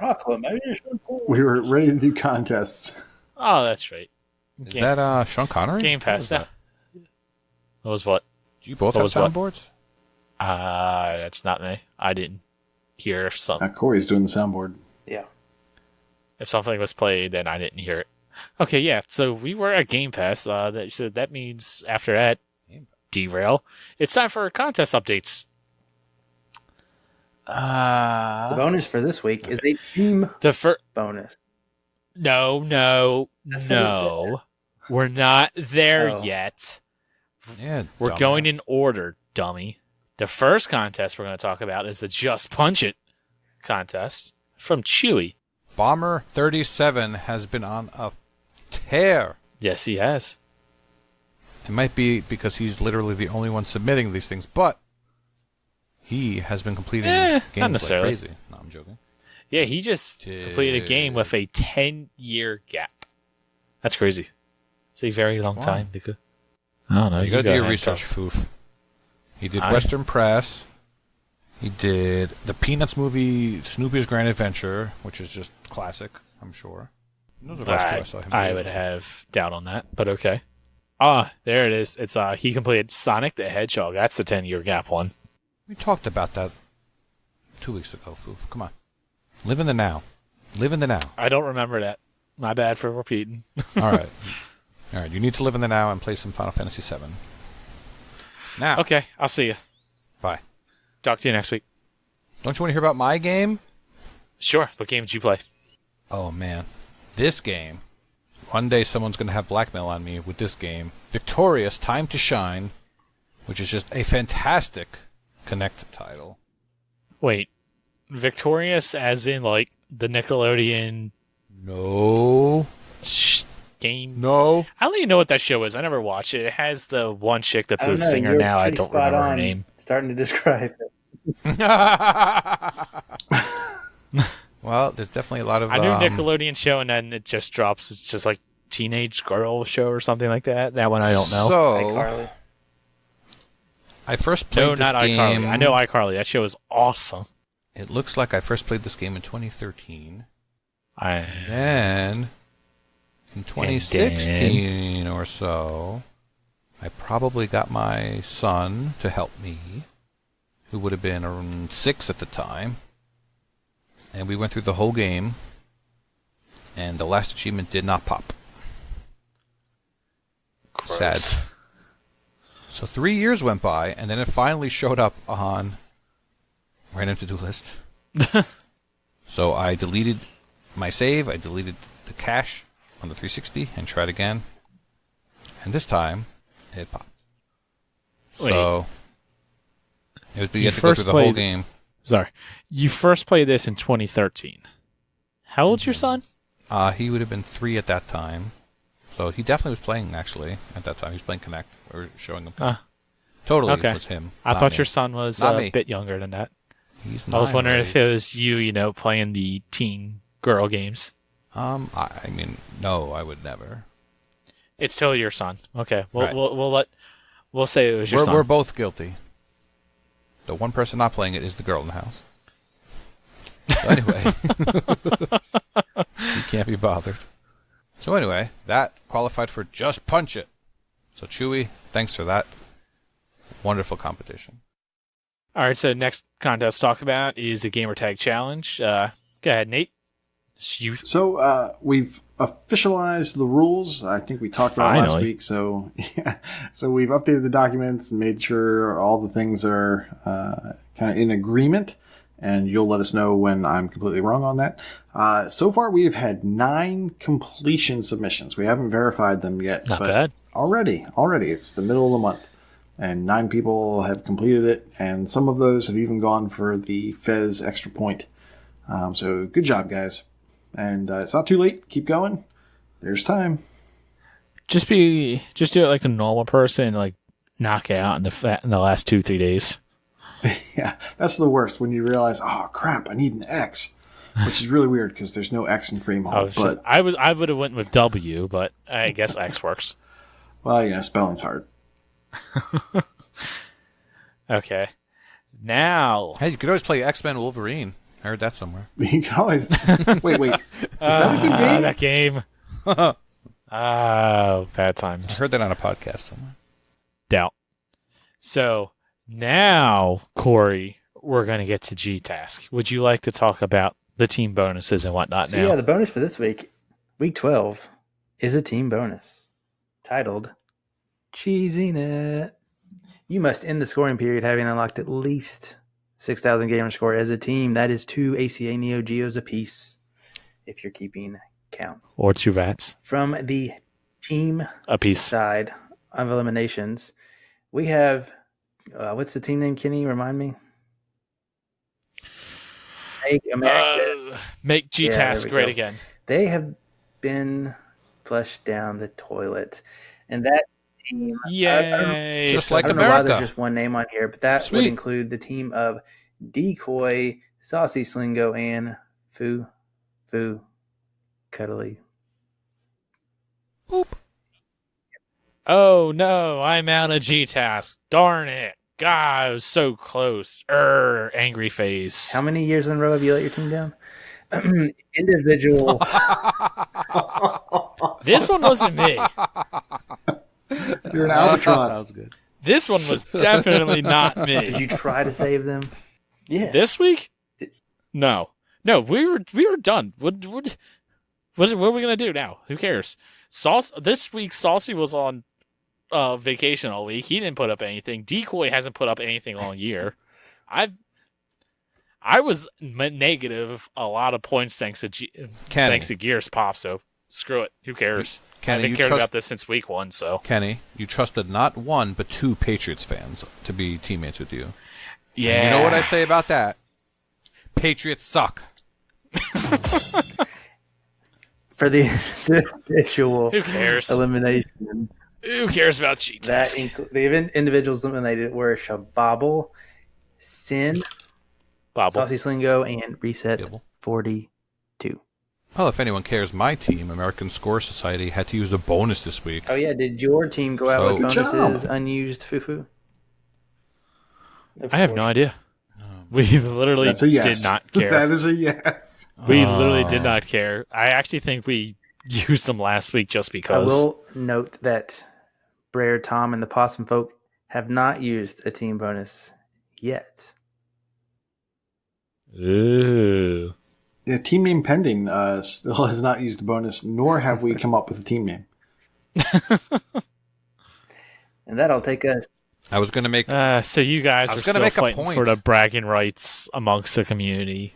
I was going to make a point that myself and Michelle and Toadstyle Venom were all safe on the individual side, but we still had to use a bonus for the team side. So the team side, for some reason, is more competitive, it seems. Can't. That was the point I was going to make. Our philosophy has been you got to have over 1,000 TA when you go to bed Sunday night, and then even then, And it also can get scary. the bonus is 2,000. It's ridiculous. It moved us from under the line to one of the top teams. I'm sorry, at least 1,000 TA above the drop is our rule. Yeah. All right, well that will take us to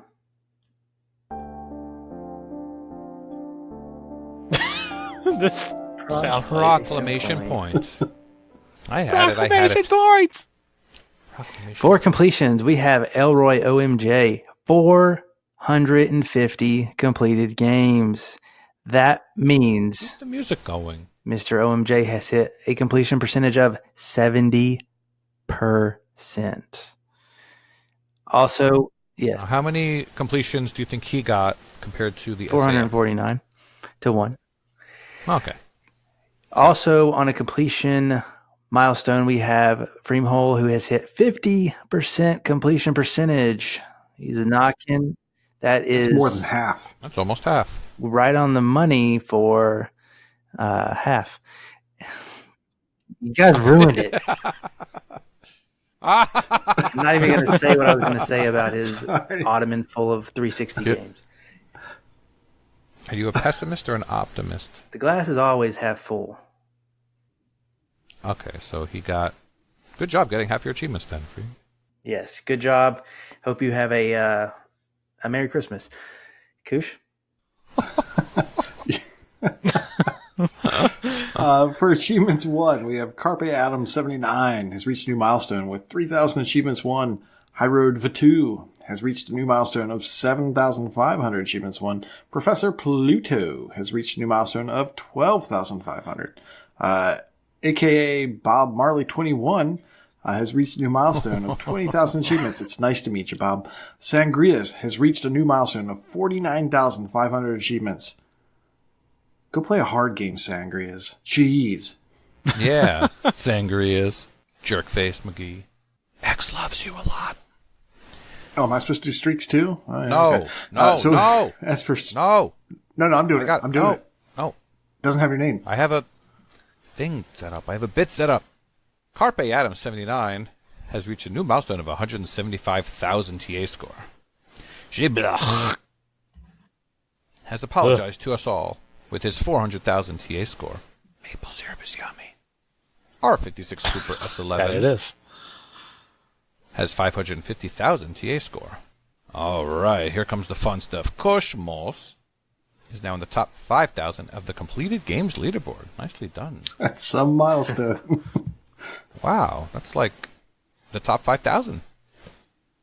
Way to go. I'm very proud of Chopin, that. Mr. Chopin is in the top 2,000 of the TA leaderboard. That's pretty good. What the Fug is in the top 5,000 of the max possible completion percentage leaderboard. Kronos is in the top 1,000 of the TA leaderboard for strategy. And we have our friend Hatton32, who apparently just took every single thing he could find on TA and made a leaderboard entry for it so he could try to get on the He leaderboard. really has. But we found 2 of them. He's in the top 1,000 of the TA leaderboard for cricket. Apparently that's a thing. And he's in the top 1,000 of the England leaderboard for American football. So that's hilarious. That's ironic. Do you have a sound clip of Europeans drinking tea? I have this picture I can show you of Kermit drinking tea. That meme is the worst. Is that a frog joke? Maybe. I like frogs. I like turtles. A quick happy birthday to Chad and Jesse, which of course is Jesse because, you know, girls are always in charge. Her birthday was on the 16th. Thank you, Mango.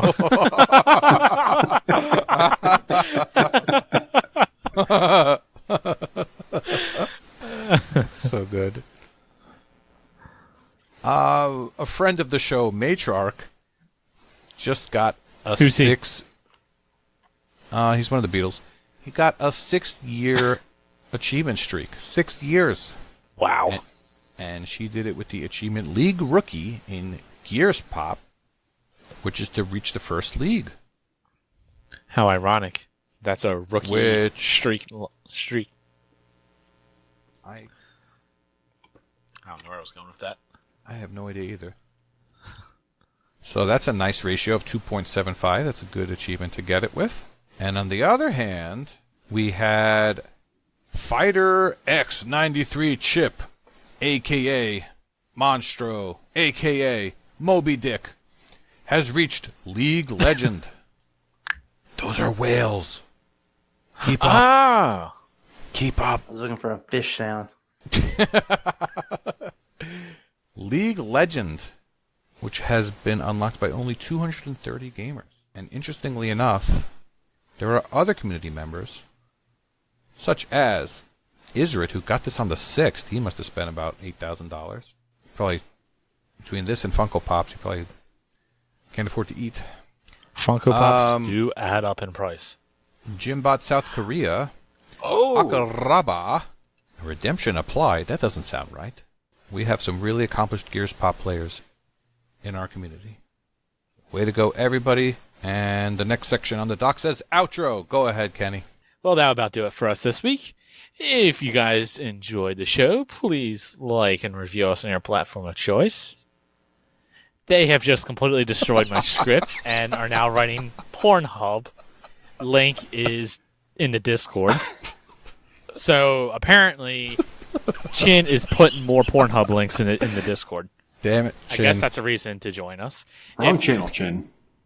If you want to join the Discord, it's discord.io/AH101. If you would like to send us a Twitter tweet, you can do so on the Twitter. We are at Achievements101. Be sure to follow the Mixer. It's mixer.com/AH101. I look at men all day long. Pornhub is the best. I mean, Gears Pop. Old man Marcus gets it on with MILFs on Pornhub. Sorry, Gmail. Sorry, team. Sorry, wretches. People stop messing with my script. Daggone it. Exactly. Ay. Look in the show notes. Everything is there. Talk to you next week. See you guys. Am I the only one that every time the name Jonas is said, I think of the song? The Jonas Brothers? No, my No, name is I Jonas. think of the Jonas. My name is Jonas. Bow, bow, bow, bow, bow, bow, bow, bow. My name is Jonas. I'm carrying nowhere. Hello, everyone, and welcome to the Achievement Hunting 101 Game Club for Oxenfree. I am Kronos, and for tonight's discussion, I am joined by Carpe Adam 79. Hello. Freamwhole. Hello. And pTarTX. Hey, thanks for having me back. Good to have you on board this time from the start.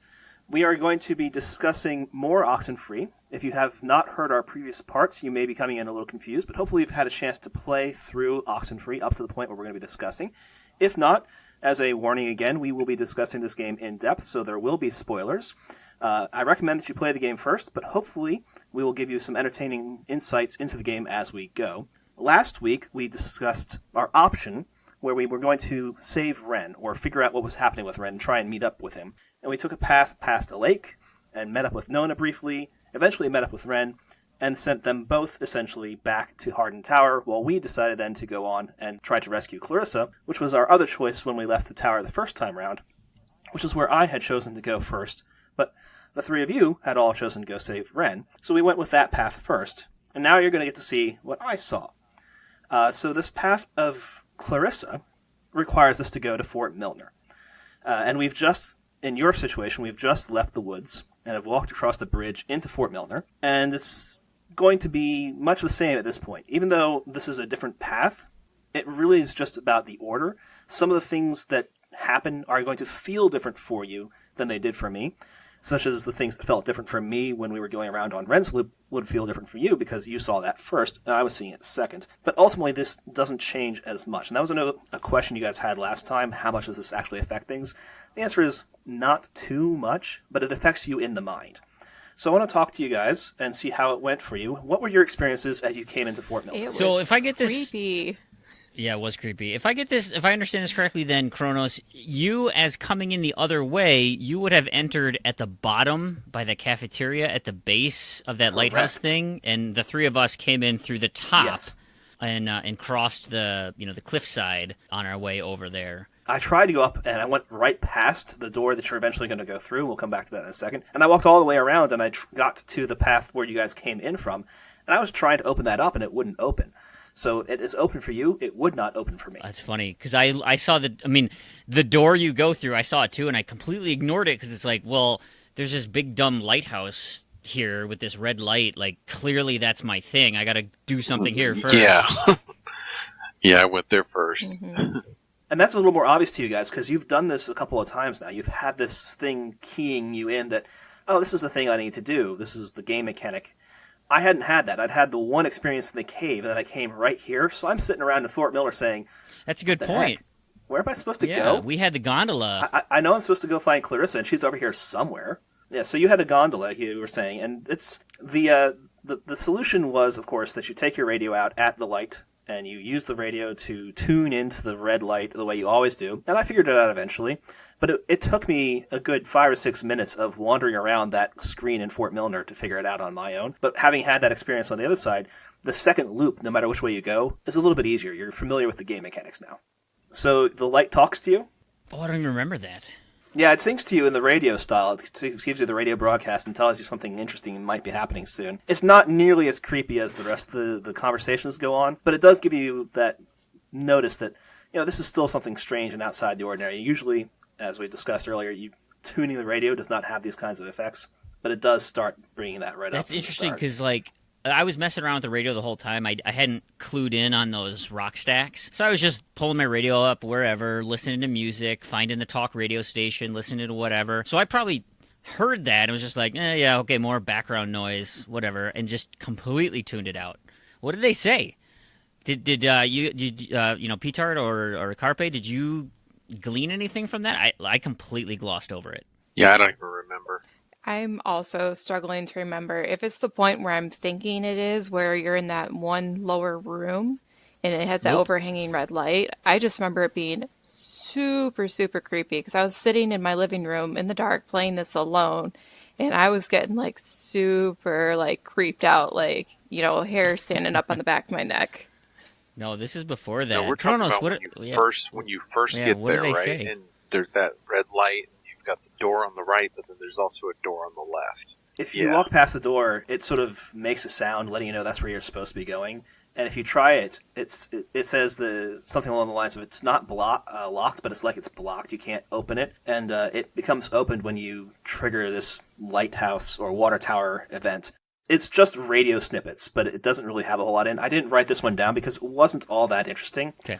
But it's just that little extra thing. And we'll get to the thing that pTart was talking about in a couple of minutes, because that's where we're going to spend a fair bit of time, I think. That sequence was pretty intense. Oh, boy. Yeah, that's another puzzle in this game that I solved without realizing I was solving a puzzle. Yeah, for sure. I've had a few of those experiences, but it's fine. No, in some cases that's great because you feel super smart for it. Well, it's not even that. I think we're just so attuned to being, like, the gamer mind is just like, okay, well, here's a mechanic I think can progress the story. Like, we're just so invested in the story that we completely overlook the game mechanics that are happening because we're just firing on an autopilot. It's like, oh, yeah, okay, like if you're playing a first-person shooter, you're like, aim down sight, pull the trigger, here we go. And, you're operating on another level. So I think as, gamers like we are, we're experiencing this story so much more deeply because we don't have to think about, okay, how do I solve this? Because it's just coming to us. Because they're not overly difficult puzzles until you get to the game of Hangman. We'll get to that. We will get to the game of Hangman. Yeah. That bothered me. But before we get to Hangman, Jonas gets himself stuck in a room.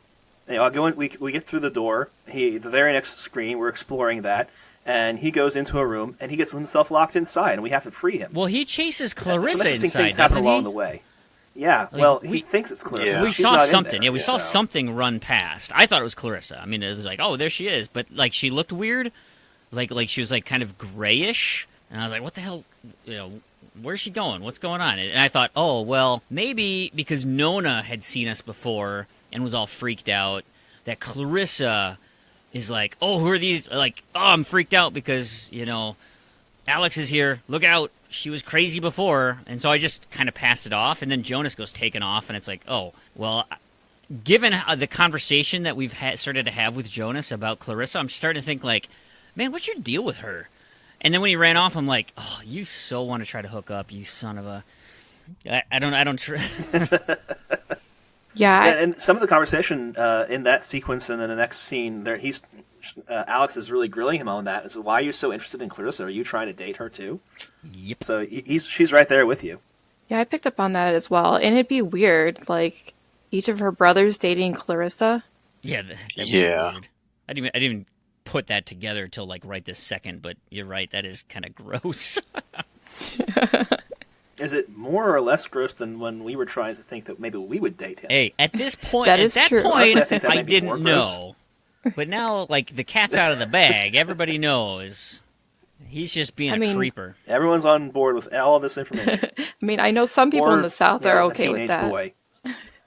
No. Are we going there? So when I saw Jonas in the door, I mean, so predominantly is that picture. There's like a poster. There's two posters on the wall with the walkie-talkie and the lock, the open lock, and it's like, yep, yeah. Okay, well, there's some sort of voice it's mechanism really here. Signposting for you. Oh yeah, it's unbelievable, and it's like, okay, well, so I can't interact with this here. Let me go up and take a look at this upper room or whatever, and that's kind of where things start. I'm trying to remember when the mirror comes into play, because you walk past it the first time and you're like, oh, that's pretty cool, there's the mirror. But I had a little bit of knowledge of like the mirror thing, and so I kind of knew what to expect, and so I was waiting for the mirror thing to happen. And it didn't happen right then. Nope, totally didn't. It's going to happen in a minute or two, but it didn't happen right then. So you climb up the stairs, you get into the other room, and you find some equipment that gives you some information, pieces together the puzzle, what you need to do. And Jonas is yammering at you the entire time. He's taken on Ren's job here of being the motor mouth. Yeah. And you walk back down to open the door with your trusty radio again. And this time, as you walk past the mirror, what happened? Is this where you take the photo in the mirror? Nope, before that. No, the photo's after Okay. you open the door back up and Jonas comes out, but you walk past it first, and Something happens. you're going to talk to yourself. I'm just trying to remember. The photo Yeah, stood out so much to me. But Oh, yeah. Yeah, because there was that entity in the reflection. Yep. Like I remember there being a conversation, but I don't remember the specifics of the conversation. So, did you guys see the gamer tag pop across?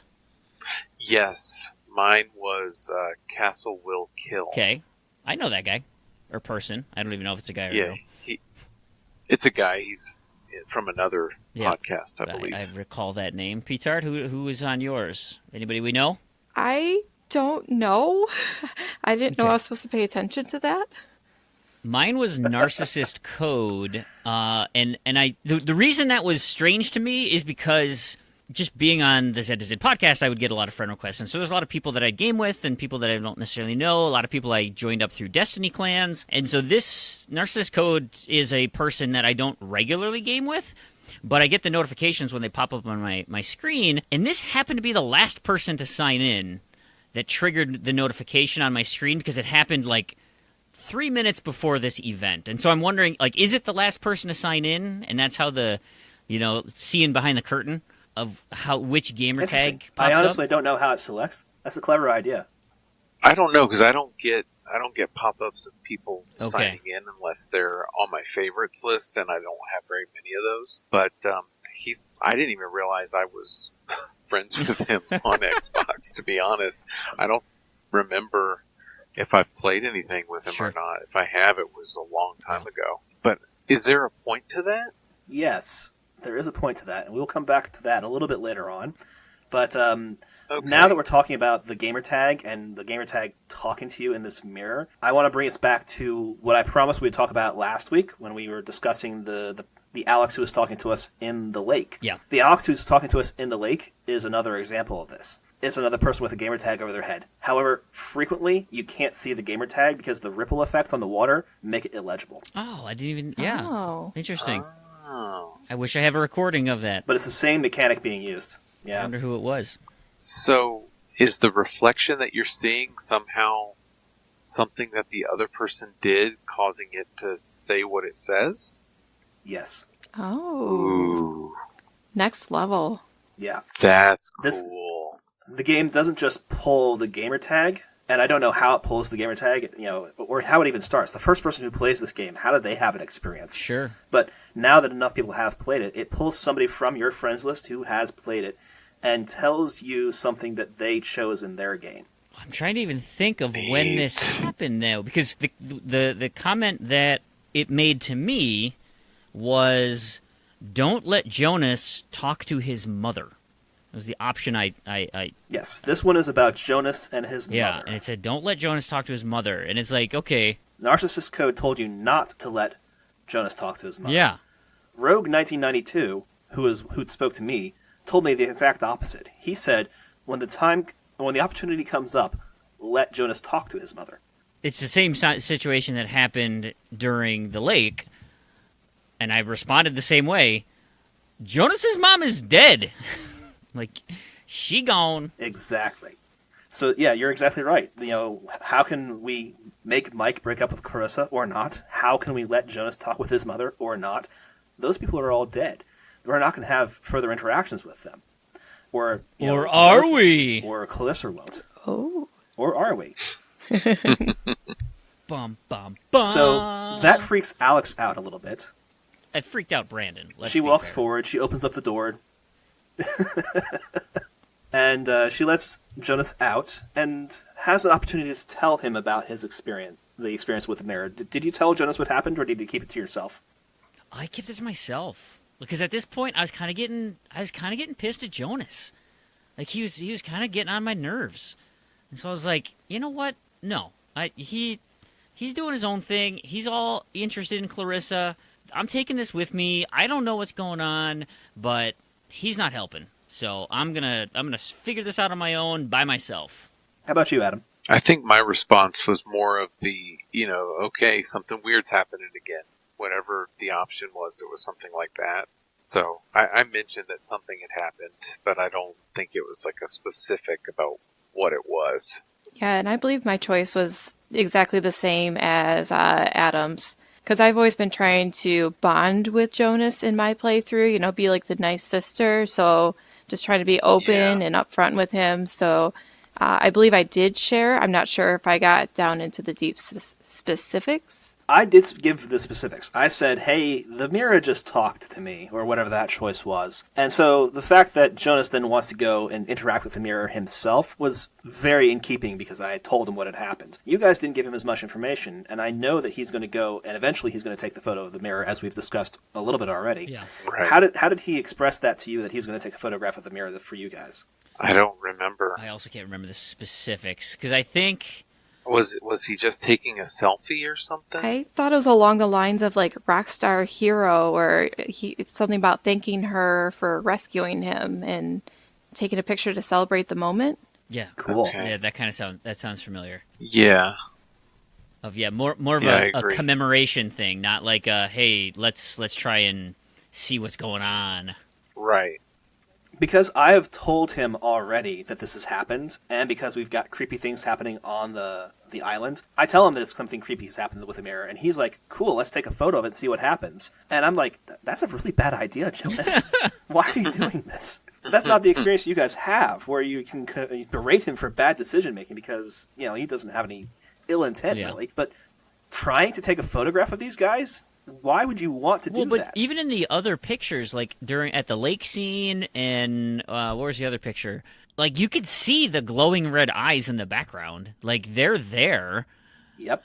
So things are getting. I mean, they're creeped out. Like, so I mean, he kind of already knows this is happening. So me just to say like, yeah, no, things are weird. Whatever. Let's go. But this picture was more than red eyes. Like you saw, this one, at least in mine, one in the mirror yeah. was significant. Yes, like full entity. There's a thing. Like yes. Yeah. Yeah. When you see the photo, you can definitely tell there is something Right. there, and it does not look friendly. Okay, so now's a moment for me to bring up something that's pretty cool as well. After the photo is taken, you don't get to see the photo right away. Nope. You have to change the scene, and then the photos are the scene transition images that the game uses. Right. So you see it as you're changing scenes. But as soon as the photo is taken, you can see more red eyes throughout the entirety of the background. For sure. Up in the, there's that staircase that went to that upper room, and just above that staircase, kind of in that little background area there, the little red eyes come floating around, and then I thought there was some down to the left, too, like at the bottom of the second set of stairs, kind of where you said something about the classroom, like, oh, I can't believe they left that like that, or it's creepy that this was all staged like this, and the little red... With all the handprints? No, that's in the next scene, but... Hampers are next. But they were like okay. school desks or a cafeteria or something. But there were some eyes down there too at the bottom of the steps, and it was like, dude, there's these eyeballs all over the place.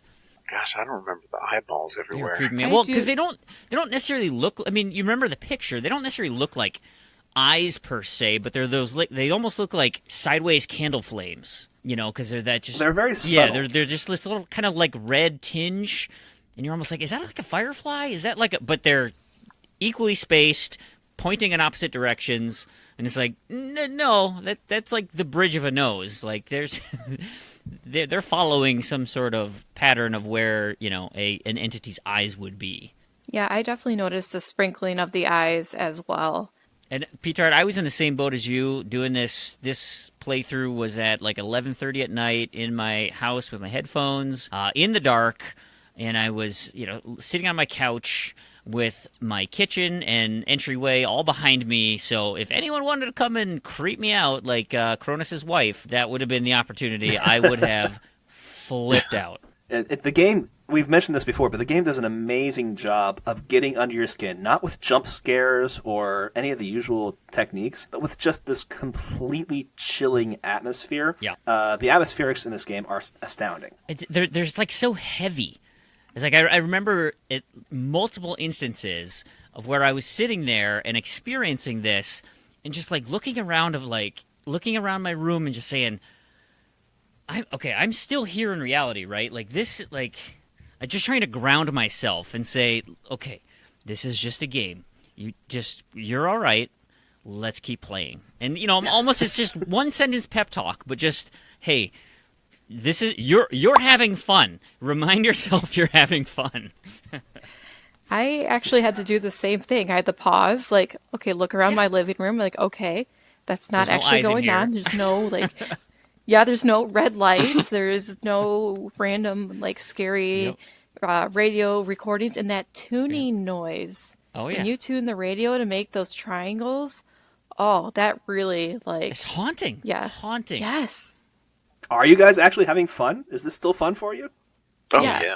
yeah. I'm just worried when my dog comes down with his little collar and like he's gonna do it at some point, and I'm gonna be real unhappy when he does because I'm gonna possibly pee my pants. I don't know.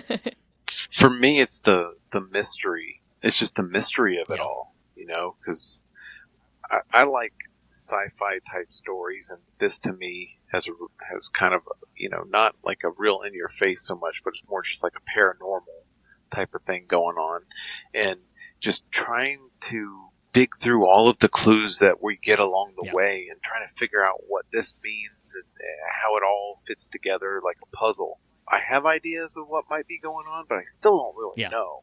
And that's what's kind of keeping me with it, is I want to know what is going on. To keep with that puzzle analogy, it's like, typically when you start a puzzle, I don't know for you, but this is for me, you make the frame and you fill in the middle. Oh, cool. But yeah. This game feels like you're starting in the middle and you don't know how big it's going to get. You're just adding pieces from this middle thing, and you're like, at some point this is going to turn into a picture. I know it will, but I'm really excited as I keep putting these pieces down and fitting them all in here and just getting an idea of what the hell's going on. Mm-hmm. And the game has been fun because we were talking about obviously like kind of like the scare, horror, like terror factor, but it's not like that game is at that level all the time. There's a reprieve from that. There's a good, splash of humor and some interesting dialogue. So, I mean, it's not like intense scary all the time. So I'm glad it's not like it goes between the two ends. It's not constant one scary or not scary at all.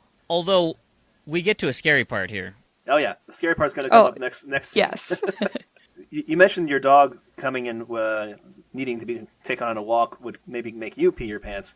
Jonas in our next scene has had it with lack of bathroom breaks. Oh yeah, and there's been no bathroom. He's like, I'm sorry, but I have to do this, and he just whips it out and starts peeing on the floor. Like, dude, you were just outside. What the hell is this? We were just outside. Yeah, this is exactly what pTart was just saying. Where like this type of thing totally diffuses the situation. It's perfectly timed. It's perfectly paced. You are freaked out, and all of a sudden, you get to watch a boy urinate on your TV, and it's like, oh, okay, yeah, no, these are just kids, and they, we're okay. It's a safe place. It's a safe place. Like you're going through this roller coaster, and they're pacing it so well. It is remarkable. It does end up being a bit of humor because he says something along the lines of, yeah, the acoustics are really carrying it. Yep. Because he's trying to be more discreet, but it's kind of loud. It's kind of obvious that he's taking a whiz there. Yep. And, I'm thinking, well, if the acoustics are carrying, what else is carrying, guy? I don't want to have any part of this. See, I was thinking that he was going to tick those entities off and they were going to do something because he's peeing in their house. That crossed my mind. Maybe that's why he's the target. Yeah, that crossed my mind too. Of like, oh, you're defiling these people's homes? Yeah. Like, so messed what if up. those eyeballs were sitting right down there? You would have hit him right in the face. I was just uncomfortable because, like, I'm standing there watching my brand new stepbrother just whip it out and pee right in front of me. I have a brother, and my entire life he has never done that in front of me. Thank goodness. It's not a normal behavior. I think that would be a thing that would give me concern about someone's judgment. Yeah. Did you guys stay relatively close to him, or did you walk away? Like, I walked all the way to the door. Like, I was trying to get as far away from him as possible. I was like, I'm uncomfortable by this. Alex doesn't want to see this, and we're already, like I said, having some issues with Jonas right now, so this is the last thing I need. And so I tried to get as far away from him as possible. I did as well. I went as far left on the side of the screen because I'm sorry, I didn't want to see. Oh, you went left? I went nether right. regions. Yeah. I tried to go through that door. Nether regions. Yeah, the door you just come through, which you cannot go through anymore. It locks as you come back through it. Yeah, I went over there. I was like, oh, I can't go back out the door. I got stuck in this room for a while, actually, because you go through the window in the end, and for whatever reason, I just couldn't figure out how to get through the window. I'm at the window, pressing the button to jump through the window or whatever, and it's not responding. And so I'm just getting more and more upset, because in my mind, I'm Alex here, in this room, stuck in this creepy situation, and it's full of urine! It just makes it that much worse that I was stuck in that room. We get out of the room, we go down the escape ladder or whatever it is, so we can get around, and there we see Clarissa one more time, and she's running into the next building. We call out to her, and she just doesn't respond. She's just completely ignoring us, like we don't exist yet. So again, this just plays into me thinking she has seen us before and is creeped out like Nona was. Like that was my brain path on this one. To me, it's like we're not entirely in the same plane of existence, so she doesn't even know we're there. Maybe that's totally valid. She just looked off. She does look a little off, doesn't she? Yeah, I don't know. To me, it almost seemed like she had like that grayish, reddish glow of like when the others were possessed by those entities. Like the color was sucked out of her. Do you remember what color clothes Clarissa was wearing? On the beach? Yeah, on the beach. I thought it was red? like was she? Oh, she was wearing some red. All I remember was like black, white, and gray.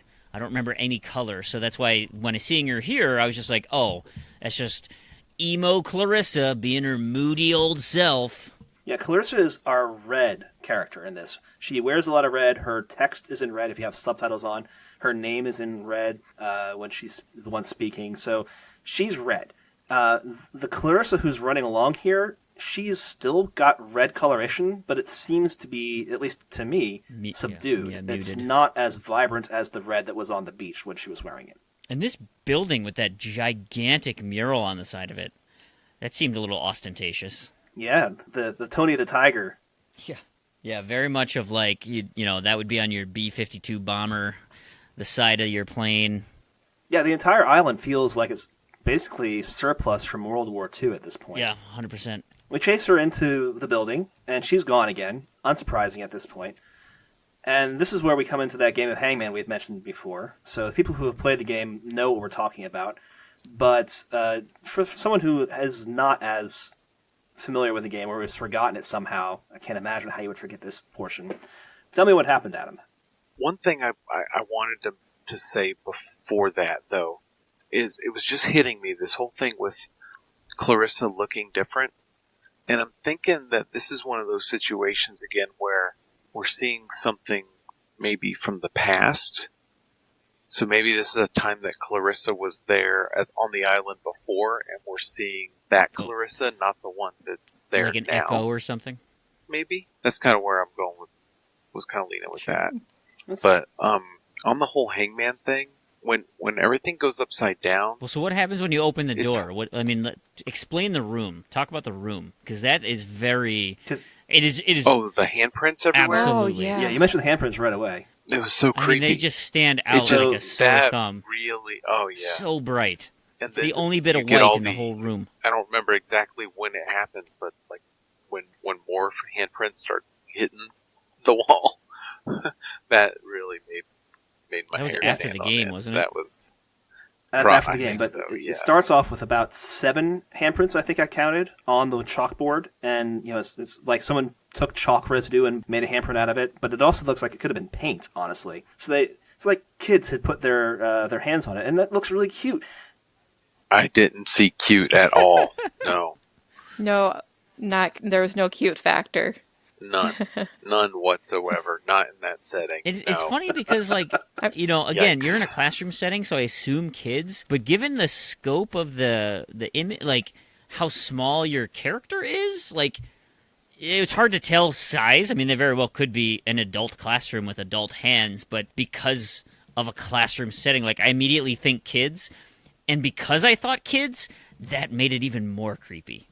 like for some reason, kid ghosts are way worse than adult ghosts in my head. Yeah, the kid tropes in horror movies are always the terrifying ones. They're the worst. The twins or the blonde-haired, blue-eyed kids that just stare into your soul. Oh gosh, yeah. Mm-hmm. Yeah. So that amped up the tension quite a bit. So the urination scene is long in the past now. I am at full alert and very much freaked out again. It's about to get worse. Mm-hmm. So something falls onto the roof. Sounds like it might be like corrugated steel, and Alex has a chance to play it off as it's just a bird, right? Yeah. I wasn't buying it. No. Yeah, maybe like an airplane bird. And there's the lamp, that bright red bulbed lamp. That tells us what we need to do. Fire up that radio, baby. Oh, so eerie. So when we fire up the radio, the entities are talking to us, Mm-hmm. and they want to play a game. We've seen how playful they are on the other bloop, and now we're seeing it again here. They want to play a game of Hangman. And maybe because Jonas peed on the floor, Jonas is going to be our hangman. Yeah. The game is 3 questions long. How many questions did you guys get right? I only 0. got 1 right. I was bad. I wasn't that bad. Sorry, pTart. Freem got 1. I at least got 1 right. I got the cookies question right. I would have had all 3 right, but when it went upside down, I wasn't sure if I was still supposed to select Oh. my button based on the quadrants it was in or based Because, yeah, you're on picturing the directionally. reverse. So I guessed the wrong one. I got it wrong. I was like, dang it, I knew the answer. So I would have gotten them all right. Is that an achievement for getting No, them all that right? is not an achievement. Oh, that's shocking that it's not. If it had been a different game, that easily could have been an achievement, and that would have been a good achievement to have had in there. But this game has relatively few achievements. Yeah. And they're all pretty straightforward. A lot of them are collectible based. A lot of them are at the end of the game. There's really only 2 that are independent of those kinds of things, and that's the slapping wren that we mentioned, and the one that Adam mentioned last week for jumping the chasm. Are the questions always the same? The 3 questions? The questions are always the same. So it's always cookies. So where do you find the school name? I have no idea where that came from. I guessed. Was I it think. written No, somewhere? No, that came up somewhere. Okay, so they said it at some point. Was it? Yeah, I think it was one of the things around the island where there's certain areas where you can turn on your radio and to a certain channel and you can hear like history. Okay. I think that's where I got it from. Gotcha. I had no I clue. remember right. I mean, so I was just total shot in the dark. The number of deaths I actually had listened to during, I had turned on that radio broadcast to hear the loop, and I actually heard it, but the answer I did was the number of officer deaths of 12 versus the people deaths of 85 or whatever. And so, I heard the right number. Right, they're asking for. I just picked the wrong one. They're asking for officer deaths, which was the 85, and I was saying that the total number was 97 because you had 12 passengers who were civilians. That's right. And so, since 97 wasn't on the board, I was freaking out. I got that one wrong because I said, well, it's none of these because 97 is not there. So therefore, I select 53, which was another incorrect answer. So I didn't know you had all this extra information just playing the radio whenever, so hence my big old goose egg that I got on that one. Same with Adam. I did know the second one, but I selected the wrong one because of being upside down. And Yep. I remember pausing because that was the cookies one, right? Mm-hmm. Yeah, that was the cookies one. I remember pausing for an inordinate amount of time because it was upside down, and I'm like, okay, and almost to the point where I'm looking at my controller and I'm like, do I flip it upside down? What am I doing here? Right. That's where I was too. So yeah, for the same reasons, because I got that one wrong, because it was upside down, and because I got the number of officers wrong, I only got 1 correct, my initial playthrough on this one. So that played into how the rest of this scene went for me. We finished the game of Hangman. However many you get right or wrong, the game proceeds, and the entities are unhappy with your performance, even if you get all 3 of them right. They say that they're happy, but they're clearly not based on their activities. Mm-hmm. Jonas is doing what Ren did last time for you guys, and what I am seeing for the first time ever at this point, and it is terrifying. Right. Because he's a rag doll with the red eyes, and it's late at night, and it's dark in the room, and I'm alone, and my wife's about to jump scare me. It is all kinds of creepy. So I'm trying to remember if does the entity prompt you for a response? Because I wrote down my response, but I forgot how I got there. Do you have any insight on that, Cronus? Which response? I need a little more detail on this one. So the response that I gave them, or it was a question to them, and I asked, "Are you the dead officers?" Okay. So I can't remember the context with which that came up, but that was my choice. Thinking like, okay, clearly there's more than one entity here, and we just had a question about, the officers and the people who had died on this submarine accident. And so that was my response there. But I don't remember the events that led up to that very specific answer. That's gonna be part of the conversation that's about to occur, I think. And if my recollection is correct, to that question, they respond, "We are the sunken ones." So they basically affirm that they are, in fact, the officers of that sunken submarine. Okay. Oh boy. I was going to say, because at the end, when I answered all those questions wrong, I thought I was insta-killing Jonas. And I was like, yes. Holy It sure feels crap. that way. Did I just kill him? But, okay, phew, he's just possessed. He's not dead. He's just possessed. He's just possessed. What a relief. Could be worse. We can fix this. We've seen this before, or you guys have. Yeah. So we gotta radio him. We gotta pull out the triangles to save Jonas here. And when we do the triangle thing, and with the controller vibrating and that wonderful audio effect that occurs, just making us very uncomfortable, the end result is that conversation with the entity that always comes. Freem, you had mentioned that in your discussion you had that opportunity to query who they were. Mm-hmm. Some of the other things that can come up, why are you here? Or what do you want? Some really interesting answers on these. Why are you here? What a question. Never left. That's their response. Oof. What do you want? I love this one. This is just it's creepy, but it fits into so many things that are a part of me. What do you want? I bet it says to go home or something like Time. Just time. Huh. Oof. That gives me chills. And then in the middle of it, there's a recitation of poetry. We are an island race, and throughout all time, the sea has ruled our breaks. But be wary, young ones. There will be other ships and other souls to sail them. There's also a conversation about why are you doing this to us, or something like that, and why should we care if we are doing this right? In the back of the hangman, do you think that we want this? We don't want this. Nobody would want what we have. That's messed up.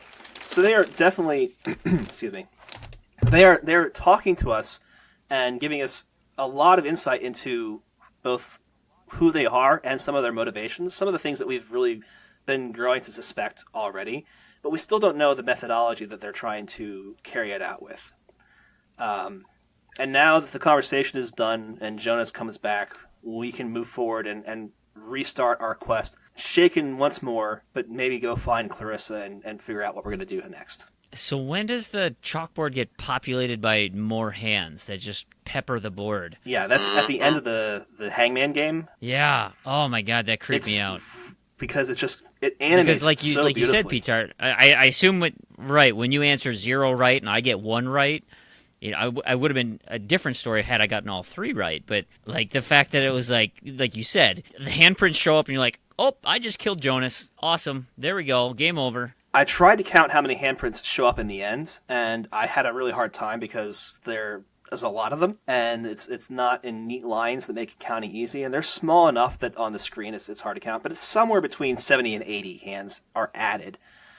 So it could be very well that you have 75, 85 handprints on the blackboard by the end. Man. Whew. Is that number significant? Because you said what is it, 85? 85? 85 is the significance. Yeah, 85 is the number of souls that were lost. 85 is the officers who are lost. It's not the total number of souls who are lost, because there were the 12 passengers. That's right, didn't it? But the 85 lost seem to be the most insistent. They are very focused on who they are. They're officers, and they're maybe a little haughty, and they're upset about this, whereas the passengers are just this afterthought, which I find to be interesting.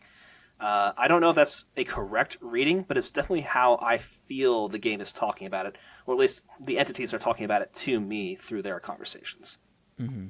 Sure. You kind of get the sense of that with the whole island, where you listen to all the flavor text about the military part of it, and you could see how that would be, these are just tourists, or these are just family, or these are just, they're not us, the brotherhood of this military complex. Because you get that, I just, all over, I get in this vibe of, hey, we're a tight-knit group on this, we're in this isolated military base. We're all on a submarine together. It's a tight group. And so that totally makes sense. Back at our first episode, I asked you guys about subtitles.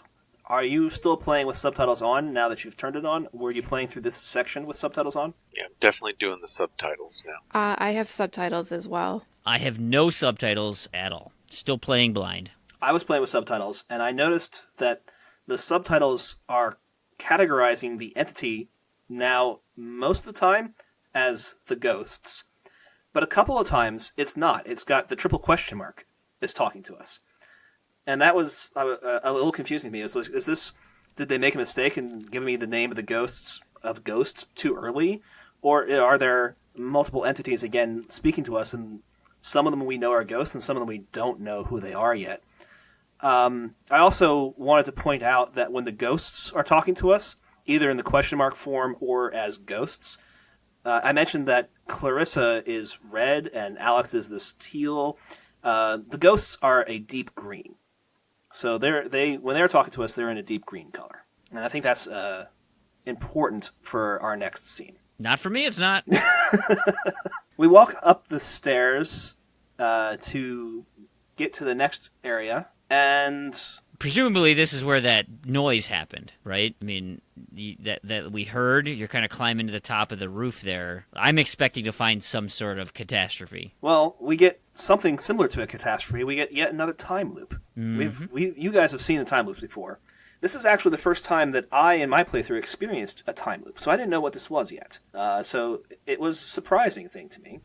We get into the time loop, and we have this thing where it is immediately apparent to us that something has changed, but not what it is. This is where we're going, and we're opening the door into the room where Clarissa should be. So we go in, and Clarissa is in there, kind of. We find Clarissa has hung herself. And then we pop back out, and we have to tell Jonas to prepare himself, or we can choose not to tell him. It's up to us. We can walk in again, and she's gone this time. And we walk in again, and it's just over and over. We're going through this process of dealing with trying to get to the radio to find out if we can contact anybody. And the ghosts are playing with us, presumably through this time loop. How is this time loop experience for you? Freem, you mentioned that you were expecting something terrible. Finding Clarissa hung, that sounds pretty terrible. Oh, I did. I don't recall that even happening. That definitely happens. I'm not sure it definitely happens. I think it definitely happens, but maybe I'm wrong. Okay. My notes get very sparse at this point because I am invested. And so what I have written is a Clarissa dying thing. Yeah. But it's not a hanging. Yeah. The other one is going to come in a second. Well, the last of the time loops. Okay, that's what I thought, and so I don't remember this hanging thing. Yeah, she's hung the very first time, and then we pop back out right away, so you may not even have seen her, because the time loop happens very, very quickly there, but she's definitely there, and she's definitely hung. Okay, yeah, I don't recall. So we come in, and Clarissa is standing at the window, in fact, on top of the windowsill, on the outside. Oh, yeah. And she's talking to us, and if you give her a long enough period of time, she will tell you a couple of interesting things, and she concludes her statement with, again, that last line of that poem. There will be other ships and other souls to sail them. And at that point, if you have not walked towards her and she concludes that, she throws herself off the windowsill. And if you try to walk towards her, as soon as you start walking towards her, she throws herself off. And she plummets, and we pan down as she falls and watch her hit the concrete. Yeah. She is definitely dead in front of that door. Like, there is a body in front of that door. Yeah, that horrified. On the emotional scale, this was like a 12 for me. This was so intense. Yeah, she still had that coloration. So, like, you could tell it wasn't... To me, it wasn't Clarissa, but it was like the ghosts essentially threw her off. Like, I didn't think that was Clarissa's choice to kill herself. Like, I thought she was clearly possessed, and that the ghosts essentially made her throw herself. Mm-hmm. And yeah, I additionally, it was messed up. I actually had to pause there for a second because, yeah, emotions were like very high watching that scene. But after that happened, though, I was debating, I'm like, was that the real Clarissa? Like, I know she's possessed, but there's been copies of people around the island. Is she truly dead? I don't know, because there's other dead people talking to us. So, I don't know. That's kind of what I thought at that point. Yeah, that was one of those moments that was a jaw-dropping type of a situation where it's like, did that really just happen? And that's the part I'm struggling with, is I'm not sure what's real and what's not. Because things will happen and you'll think, okay, so this definitely happened, and then the person disappears. Right. Like, so was this just in my head? Was this something that is gonna happen but hasn't actually happened yet? Mm-hmm. Or I remember too when you have to go back, like after she jumps, and you're like, "Oh my god, I have to walk past her body," and she's not there. That was going through my head as we walked past the handprints on the chalkboard, and you open the door, no body. Where'd it go? Oh gosh, no. Think you got attacked by possums? So, I want to bring in one more spoiler for people, unfortunately, because I think this is an important comparison. I know that there are a lot of fans of the video game Life is Strange. And in the video game Life is Strange, there's a sequence that is somewhat similar in terms of tone and the emotional effect it has on people with a suicide in a similar fashion. And in that game, your actions can change that to some extent. In this game, I know for a fact that they cannot. And I know this because as I was playing this, I was playing it, as I think I mentioned, I was streaming this. And so my stream partner suggests that maybe we did poorly on the game of Hangman, and that's why she died. Or maybe we made wrong dialogue choices along the way. And do we want to try and reload it and try and do better? And I spend the next 2 hours in this section of the game. Oh, jeez. Trying to fix this. And just no matter what, you can't do anything about it. And that maybe lessens the impact somewhat, and I wish that it didn't, and I hope it doesn't minimize that impact because it is a very powerful moment for everyone. But it is also, I think, really telling how powerful it was that I was willing to invest that much more time into it to try and get a better outcome. That this video game character and the situation surrounding it is so important to me. I have heard many, many people say that Life is Strange has had that kind of effect on them. It didn't affect me. This game did. I think so. Based on it, it's interesting to hear that side of it, because based on my choices to go to Ren and then go to Clarissa, after what happened to Clarissa happened, and I'm on my way to Hardin Tower, I am reflecting on, if I went the other way, would Clarissa be in the tower and Ren jumped off the cliff? Like, my decisions to go one way or the other is that, did I essentially curse the other one to die? And that's a very logical game mechanic-y kind of way of thinking about things. And I think that makes a lot of sense for that to be a thought process for you. Especially with, like, Ren being on that cliff. I was like, why is he don't have to be that close to the cliff, close to the edge? No, I thought the same thing as well. I'm just thinking, okay, maybe it's because I chose to go with Ren first as well. And kind of like what Kronos is saying of, okay, what did I do to lead up to this? But in a weird way, it's almost kind of reassuring that my choices didn't, really truly in the end affect that. The same thing will happen regardless. I also think it's alleviated by the fact that the body was gone once you you left through that door, and you're like, okay, so because the body is gone, either A, what I saw didn't actually happen, B, it was not Clarissa, it was some sort of other entity, or C, like, that actually did happen, but because everything's so messed up, like, I can't let it sink in right now. So the fact that she's not there anymore makes the whole scenario of like, okay, I don't know what's going on right now. Things are weird, but we're gonna press on. We'll get to the bottom of this. You know, Scooby-Doo and Shaggy, as scared as they were, they still solved the mystery, so let's go. Shaken up, but we have to press on because we have stuff to do. And some of the dialogue that's going on there as you're climbing back down the stairs between Alex and Jonas. Alex talking about how she's going to have to talk to Clarissa's mother about this. That was, really real and really harrowing stuff. Truly good writing. Yeah. I want to take a second here as well. I set it up a few minutes ago. I want to give you guys the payoff now. I mentioned that this is inevitable, but it's also, we're feeling more and more that it's not real, even though it had a very real effect on us psychologically and emotionally and on our characters in that regard. I mentioned that if you have the subtitles on, you saw the ghosts being called ghosts and talking in green, and we knew that Clarissa talked in red. In the room, as Clarissa is standing at the windowsill and talking to us, and right before she throws herself off, she's talking in green. Oh. Right. I did not pick up on that with watching the subtitles. Catch that either. No, it's really subtle. It's there, but it is not something you're going to grasp right away, because it still says Clarissa. It's just, it's a different color now. And I didn't have a chance to. But like you guys said, though, when you didn't see the body there, that gave me some hope that, okay, maybe she's not actually really dead. Or who knows, this might be another time loop. That also really amped up okay, we got to get off this island. Like, it's time to go. I don't want to hang out here any longer. The party time's over. I think we're out of beers. It's time to go. And the brownies. The brownies are gone. And the brownies. Ren ate all the brownies. We need to go.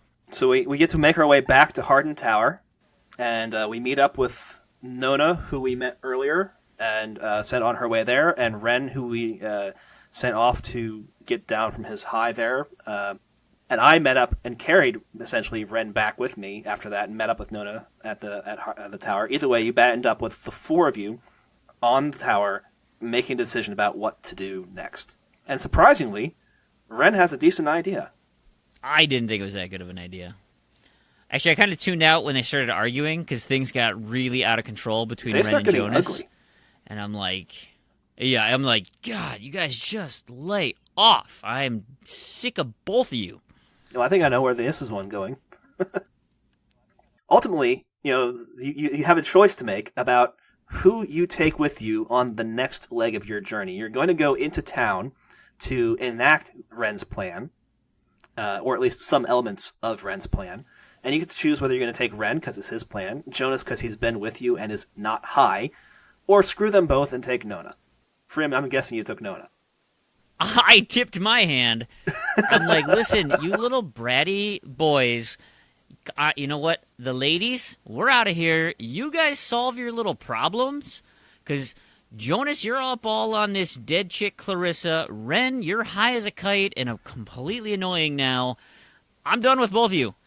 Nona and I are getting off this island. You guys could stay in this tower for all I care. We gone. Adam, who do you take?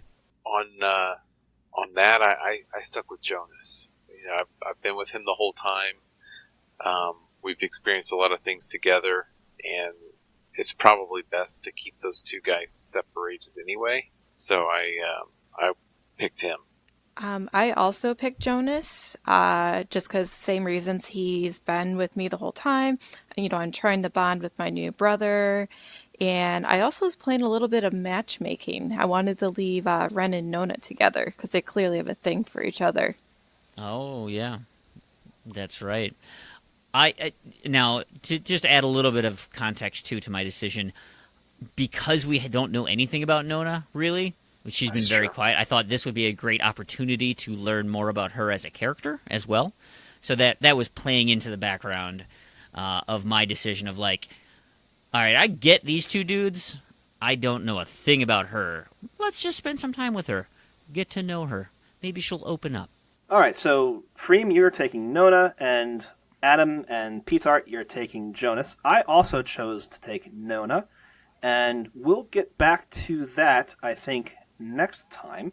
We're going to catch back up with where people are, get through the last chunk of time that we have here before what I had said the stopping point would be when we get to the boathouse shortly. And we'll go all the way through that section, which is not terribly long, until we get to the point where we have the final section, the climax of the story, at the point when we are going to be climbing down a ladder. You have a scene transition that occurs right before you're marching down a very tall ladder. If you're at that ladder, you're at the right place to be caught up with what we're going to be talking about for next week.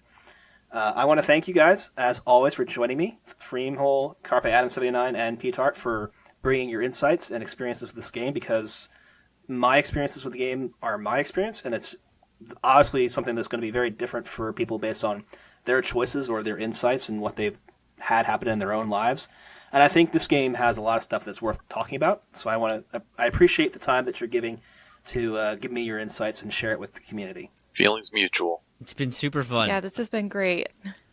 I think one thing, if I could add, was in the Discord, Fighter Chip had said but listening to the first episode, was really excited that he seemed to have this, or he or she, they seem to have the same trajectory that I did with the characters.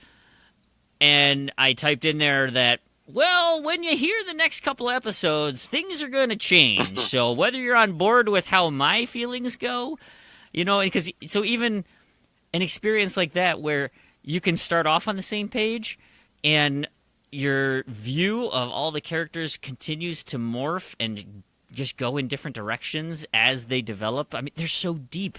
There's so much here. Kronos, this is great. I love Oxenfree a lot. I love to talk about Oxenfree.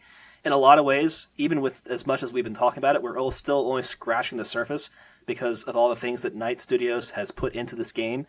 There's a lot of material that I'm not talking about because I don't want to spend hours and hours talking about it and boring people. But if you want to know more, come bring your questions or your insights and join us in that Discord that Freamwhole was mentioning there. That's discord.io/AH101. There's a channel there called Game Club Oxenfree. Tell us your thoughts, what you're thinking about Oxenfree. And if you want to be part of this discussion live, let me know there, and I'll see what we can do to work you in, too. Absolutely. It is so much fun, and we'd love to hear from you. Fantastic. All right, guys, then until next time, thank you, and goodbye. Bye. Bye. Watch out for the creepy ghosts. Don't pee on them.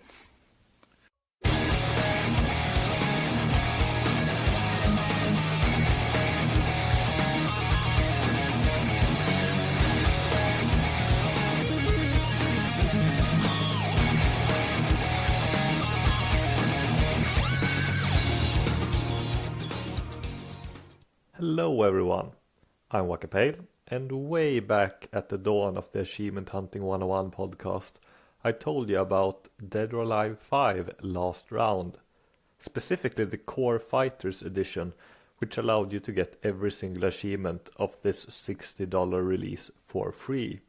Guess what? Dead or Alive 6 also has a free edition with 4 fighters, which is all you need for the completion. The Dead or Alive series is infamous for its hypersexualized characters, but Dead or Alive 6 had toned that aspect down from the previous installments, at least close to release. I'm sure there are plenty of Risk DLC costumes available now 6 months after release. After all, this is a series which used to have a boob physics slider in the settings. I appreciate they toned it down, because I find the Dead or Alive games to be solid fighting games, especially for beginners.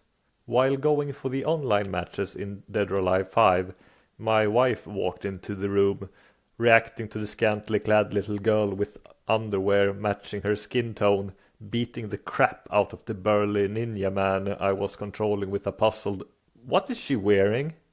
To which I replied, "Not very much." She then asked me if I could stop playing the naked girl fighting game when she was around, as she didn't care for the violence. The only other time violence had been an issue prior was Dead Space. Back to achievements.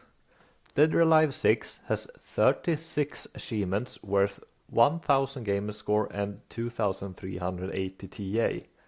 Like the previous game, most of these are very easy to obtain.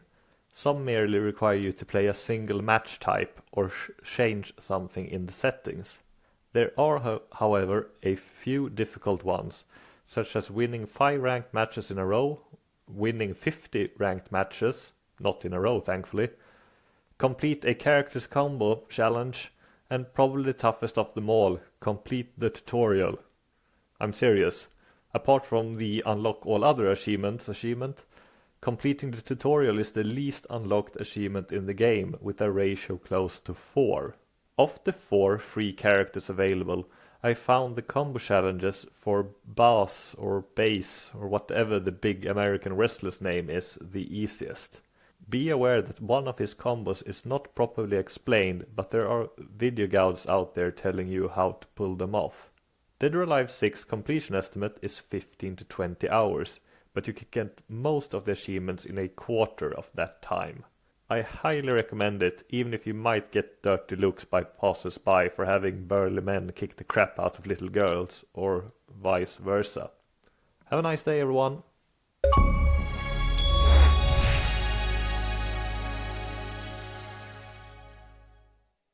And now it's time for the Zero Context Discord Quote of the Week. This quote brought to you from our good buddy Jimbot UK. I love playing with my Jack.